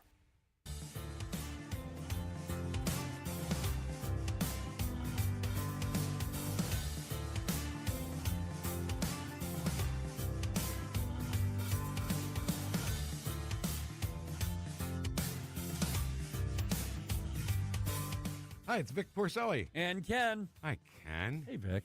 Ken and I are on every Monday through Friday here on News Talk STL. Right now, you're listening to Mike Ferguson in the morning on 101.9 and 94.1 News Talk STL. Whoosh, my morning people. Today would have been Lance Corporal Jared Schmitz's 25th birthday. Golden birthday. Today. Yep. He'd be 25 years old today. It's almost hard to imagine. He's been gone almost 5 years. Wow. You know, I remember when the debacle in Kabul happened. We were on the air. We were new on the air here, but I covered that live for Colombo and Katie's show. You know, obviously now it's Colombo and Company. But I stationed myself up off of I-70 and 5th Street in St. Charles for the procession, and basically provided kind of a live video feed with my phone and called in updates during the show. And I've covered a lot of things back from my time as a reporter. You know, I've covered a lot of high-profile funerals and processions over the years. I don't remember experiencing anything like that. Mm-hmm. You know, it was an entire region that it came to a standstill. And that's what we saw in this massive parade to honor somebody who was 20 years old at the time, not even legally allowed to have a beer in this country. And he was gone. And in such large part because of horrific strategic and policy decisions by the previous administration. And I'm not going to make this political because it's not. But those are the real world consequences. And so watching that, you know, vehicle after vehicle after vehicle, and then watching people's, you know, faces and seeing all the American flags and seeing people just so somber, grieving for somebody that they never met and had never heard of before this happened. So something about Jared Schmitz reached out and connected with people. You know, now I'm proud to say that his dad and I have become friends over the years since then, and Mark's on the program quite a bit. And, you know, they donated that flag to us that's right behind Jerome right here in the studio that has the list of all of the Freedom 13, every one of the servicemen and women who were killed that day. But today would have been Jared's birthday, like I said, and so the Freedom 13 is actually still having a party. And go to the freedom13.org, and what they're doing is they are going to basically kind of hang out at a bar, you know, at a not a club, but, you know, Town Square Pub and Grill, at TS Sugar Shack, starting at 6 p.m. tonight. Get some food, get some drinks. They're going to celebrate Jared. They're going to promote the freedom13.org and the Freedom 13 work and what they're building in Bourbon, Missouri, with the retreat camp for not just veterans and their families, but also first responders and their families, for those who need that sort of cathartic getaway. And so that's going to happen. I don't think there's any charge to go. They may be taking donations there, but get more information at thefreedom13.org and look for that tonight, and just kind of be there, kind of show your support. Even if nothing else, just be there to show your support. And then also, of course, the big gala is coming up this week on Thursday or Friday. But here's the thing is, what they're probably gonna have a significant part of their fundraiser from is that silent auction. Mm-hmm. And you do not have to go to the gala to be able to bid on the items for the silent auction. Matter of fact, about 2.5 hours ago, the silent auction opened up. And so right now, if you go to thefreedom13.org and you just click on the gala, it'll take you to the event page, and then you'll see a link for silent auction. And then you can look at everything they've got there, and they've got some pretty cool stuff, like a bottle of whiskey signed by Conor McGregor, you know, the UFC fighter, and so, you know, there's a lot of unique things that they've got there. But that is all going to help support that mission for the retreat camp for veterans and first responders and their families. And it's going to help them build that. Remember, what they want to do is put one of these in every single state in the country, so that veterans and first responders who have been through it, that they never have to go too far if that's what they need. Yeah, there's something that I've learned over the years is that military families and veterans are oftentimes some of the most fun people to actually party and engage with. Yeah. And they also like some of the cool stuff that you would never even expect to exist, such as a sign Right. Connor. That's absolutely fantastic. So either way, I mean, you're in for a good time. It is unfortunate the circumstances that are bringing people together, but I think it is a very it's almost like an inspiring thing to see so many people willing to come around to honor somebody that had such courage and bravery at such a young age, was in a situation where there was a lot of failures when it came to actually ensuring the safety of our troops and the people in that environment. But sometimes tragedy leads to some of the best outcomes, if that makes sense. And it's incredible that the families that have been affected are saying, well, we want to make sure that we can provide an outlet for other families like that as well, not just our own grief, but to come together, provide that support network, get people involved. And I think that's incredible. Yeah, I mean, this is why they call it the ultimate sacrifice, for him. But the credit to Jared Schmidt's family, Mark and his wife and Jared's, mother, they have harnessed to capitalize kind of what you were saying, Jerome, is they've harnessed and they've capitalized all of this pain and all of this grief, and they are turning it into something that is going to benefit people who are still here but still dealing with the after effects of war and everything that they go through. And so, yeah, that's what's kind of amazing about it. I have to be somewhere late this afternoon that's on the other side of the metro area, so I can't make it tonight. I really wish that I could, but I'm not going to be able to get there. But just go to thefreedom13.org, and you can be a part of it. I mean, just that's where they're going to be. They've got live music that's going to be there, so it's going to be a party in the celebration of his life, and it's going to be a celebration of what they're wanting to do in his memory. And at the meantime, you're not going to a funeral service; you're going to a party. Because if somebody's life is worth celebrating, then you celebrate it, and that's really what they're doing. Yeah, 101 straight up also points out, from ashes rise hope. Oh, that's good. That's a good way to look at it. Yeah, and that's precisely. And if something ever happened to me as well, I would not want people to be doom and gloom about it. I want people to have a great time, because I want people that can celebrate. That's exactly what this is. It's a birthday party, even though the person that was whose birthday it was supposed to be is not going to be there. They would want you to have a great time remembering who they were and celebrate the fact that they walked this planet with us. Right. Yep. Exactly. So check that out. Okay. So for the rest of the day, at least, by the end of the week, we will have moved on from other things from the State of the Union address. But oh my goodness, today, the thing is that anything with President Trump in office, that it's not going to be the same old as to what we're used to. I mean, how long has it been that we just assumed the State of the Union address was just dry and boring and a bunch of politicians jabbering on? Well, with Donald Trump, you never know what's going to happen. And that's what happened last night. And the thing is that the leftists, they play right into his hands with their antics. And he basically said, I'm going to present you with the opportunity to show the world that you're crazy. They walked right into it.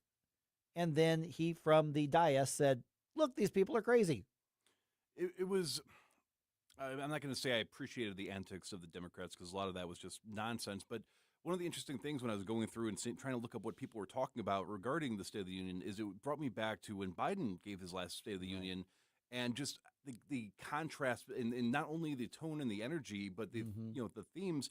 I watched some of the clips of Biden's old State of the Union, and it really felt like I took a sedative. It was about to get knocked out on the couch there. Like a lobotomy. Exactly. Yeah. I felt it was just mind numbing. But then you turn back, and I mean, ignoring some of the performative nonsense and I don't even know what the Democrats are trying to even achieve there. That's where I'm at. I have no idea what they thought they were going to accomplish. Who were they going to inspire? Who were they going to motivate? I have no idea. But I did feel that spark of patriotism rise back within me, listening to some of what was being said. So it's incredible how much of a difference 1 or 2 years between two polar opposites can really make when it comes to, and from what I'm seeing as well, there are a lot of people that I know that are not the most fanatic Trump supporters right now, but they saw that and they said, okay, this gives me a little bit of something to clean back onto. Like well done, great State of the Union, the hockey team, fantastic. I mean, the hockey team thing was brilliant.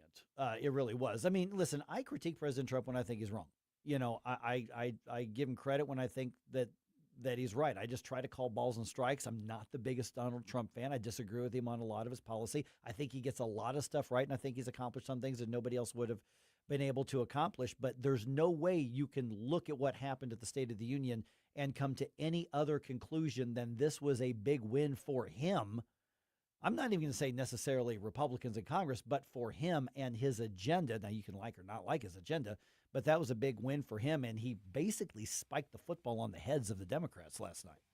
It was almost like watching Michael Jordan do his, like from the three-point line slam dunking in a lot of ways. It was incredible. Now, that also reminds me, though, that if yesterday was Tuesday, that makes today Wednesday, which would make that Bump Day. Bump Day! The day where we start calling for your requests for 80s themed bump music. And this week, just to keep that spirit going, what are your patriotic and your victory lap songs? Yeah. I want the songs of the 80s that when your team crushed it in a game, that you were just all hyped up. What song came to mind that you wanted to hear over the loudspeakers? Especially if it's America winning. America. But either way, I love that. Your victory songs, your American victory songs, your America songs. There's a lot of them out there. I thought of like 5 of them right when you said that. Absolutely. So get those to me, Jerome at NewsTalkSTL.com.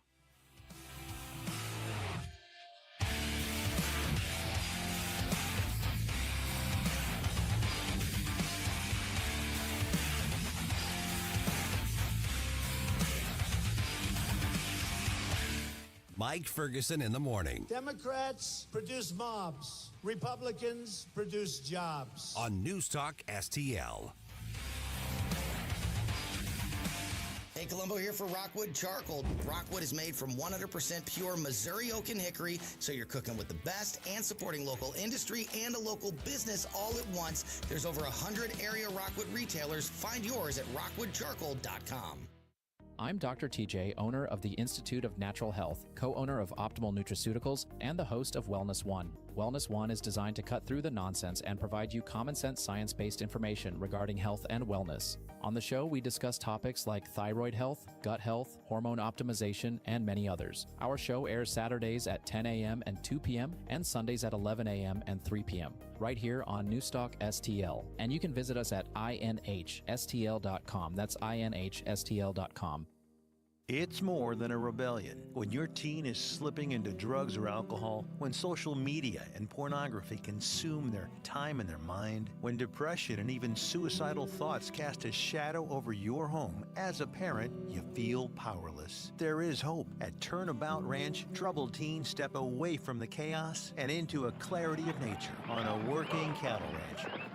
Care for horses, learn responsibility, build trust, and rediscover purpose. It isn't theory, it's real work. Real therapy, real healing. Families from across the country have found transformation right here, just when they thought hope was gone. If your teen is struggling with addiction, harmful online behaviors, even weight management, call right now and get the help you all need. 800-219-2494. 800-219-2494. 800-219-2494. That's 800-219-2494. The Vic Porcelli Show. The Supreme Court has agreed to hear from oil and gas companies trying to block climate change lawsuits. We'll talk to Melanie Collette from CFACT about that Wednesday at 9:41. Weekday mornings at 9 on Newstalk STL.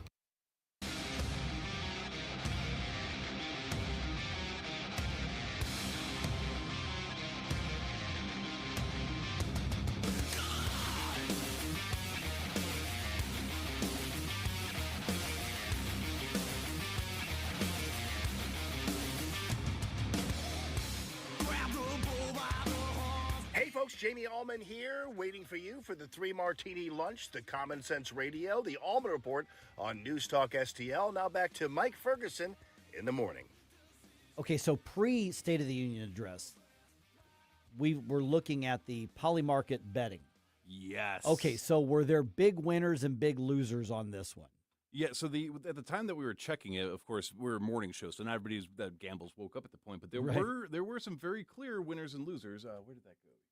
And some of the ones that were actual wins, I mean, some of them you kind of expected. Some of the losses, though, I was actually let's start there. So just a reminder, the way this works is that there is a the title of this betting pool was "What Will Trump Say During the State of the Union Address?"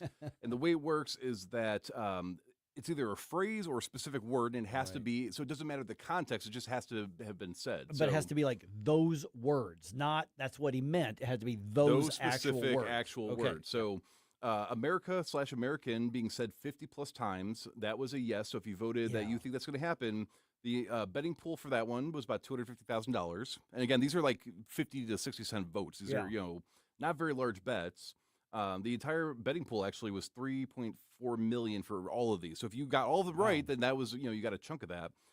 Jobs being said 20 plus times during the entire State of the Union was a no. That did not happen 20 times. Interesting. Yeah.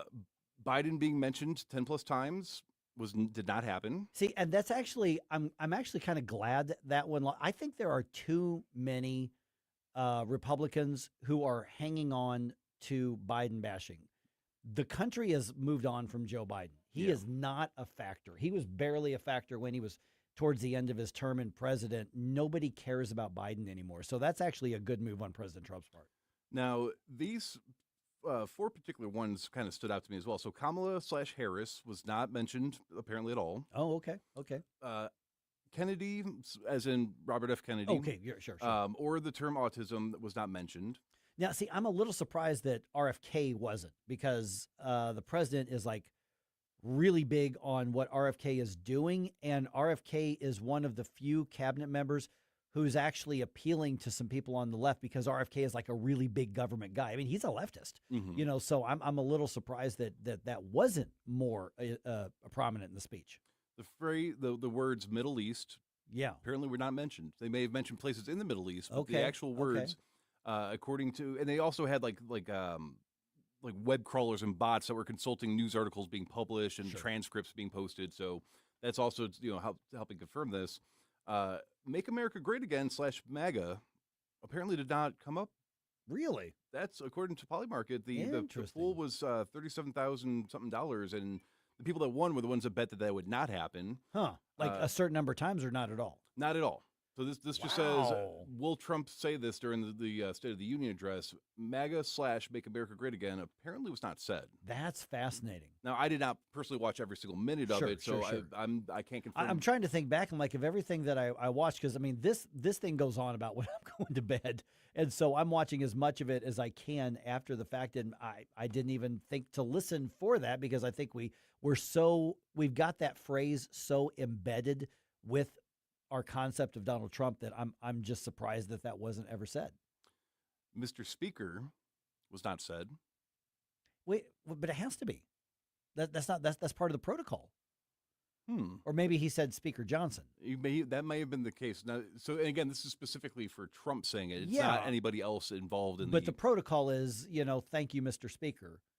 So maybe he said Speaker Johnson. Maybe he says, I didn't even listen for that. It didn't even register with it. But because that's like just the standard protocol. And that was one of the ones that most people were voting. They were bidding yes. So if you were one of the naysayers, you probably got a pretty good payout on that. Okay, yeah. Epstein was not mentioned. Well, yeah. I mean, I thought that, and honestly, I don't know, because like Scooter a little bit earlier on social media, because we asked what was your best and worst, and he mentioned that he didn't even acknowledge the Epstein survivors. Yeah. So that's a landmine for both parties, period. So maybe they just thought it was easier to stay away from it. The Democrats bringing out the Epstein survivors, I'm glad the Epstein survivors are getting the attention, but the Democrats don't have a lot of solid ground they don't have the moral high ground on this. Let's put it, neither party has moral high ground on this. Trump card /gold card. Oh, yeah, for the immigration thing. Yeah, was not mentioned. Yeah, that one, I don't know how popular that is. I don't know that's gone over real well. But Nicki Minaj bought one, and she posted it all over social media, so you would expect that to maybe try to leverage that to say, look, if we can get Nicki Minaj to do it, then maybe... Is she not an American? I think she just did it for the sake of having one. I don't actually. I've avoided. I'm sorry. I don't care. I don't know anything about Nicki Minaj, but I don't care how popular she's getting with the right. They're not going to trick me into listening to her music. Wouldn't that be like me applying for citizenship, even though I was literally born 50 miles from the exact center of the United States of America? That would be kind of the same thing, wouldn't it? But if they gave you your birth certificate, but it was gold plated, would you not spend a little bit of money on that? The word egg was said. Yeah. So that one was an interesting, like a 50-50 either way kind of thing. See, I would have bet on that. I'm not a gambler because one of the key things that we judge affordability, gasoline, price of eggs, and some other commodities, but that's like a common thing. And I bought a dozen eggs last week at the store, and I think it was $1.40 something. And I remember when it was $4 and something. Now, one of the bigger pools, and I'm actually surprised that people were voting on or bidding into this pool more than the other phrases, the 6-7 meme. That did not happen. Yeah, of course it didn't happen. But the entire pool for that was one of the lower ones we were talking about yesterday. Yeah. It rose to 93,000 for the entirety of the bets. Because anybody can put these up there, right? So, I mean, come on, somebody was just pranking people. Like, oh, I'm going to give them to bet on this. There was zero chance that was going to happen. Now, some of the ones that did happen that I think we all probably saw were going to happen. So, drill, baby, drill. That was mentioned by President Trump. Nuclear, Supreme Court, obviously. I think that was almost guaranteed to happen. Yeah, because if nothing else, even if he didn't talk about the ruling, you typically acknowledge the Supreme Court justices there. Yes. Just in the intro thing. Miracle. The word miracle apparently was uttered at some point by President Trump. Oh, see, I probably wouldn't have bet on that one. I would have lost. Now, this one, fake news, did not. That's shocking. I'm actually... Are you telling me the truth, or is this fake news? This is probably market news. Yeah, there you go. The auto pen was not brought up. That's probably for the best. That was. Again, move on from Biden, everybody. Everybody knows that he's a schmuck who doesn't even know what's going on around him. The conservatives, Republicans, MAGA, all three of you, because they're not all the same thing. Move on. Nobody cares about Biden anymore. Which again, it didn't say contest, but the word alien was said, so that pool rose to be just under 69,000. That's okay. Which is probably a safe bet. I mean, illegal alien. The funny part of that is that it could have been either the illegal immigrant, or it also could have been the space aliens because of what's happened in the last couple of weeks with Barack Obama cracking his jokes on the podcast. No. So that's 3 no's. Okay. That was uttered. Oh, okay. And I guess anything in 3s would be kind of a safe bet, though. I mean, Russia. No. So that was interesting. IQ did not get brought up. I would have imagined that there would be some very low IQ person. Yeah. My IQ is much bigger than their. I could have imagined something like that happening. And apparently, there were a lot of disappointed people because that one also had a very high yes pool, and this didn't happen. Yeah, because he's said those things. In his press conferences and in his statements when it comes to like the situation with Somalis in Minnesota. Yes. Capital of the world, I don't know what. Yeah, I don't know. Yeah, that one did not happen. And no mention of the UFC either, apparently. Okay. Yeah, all right. Yeah, interesting stuff there. That was actually kind of fun.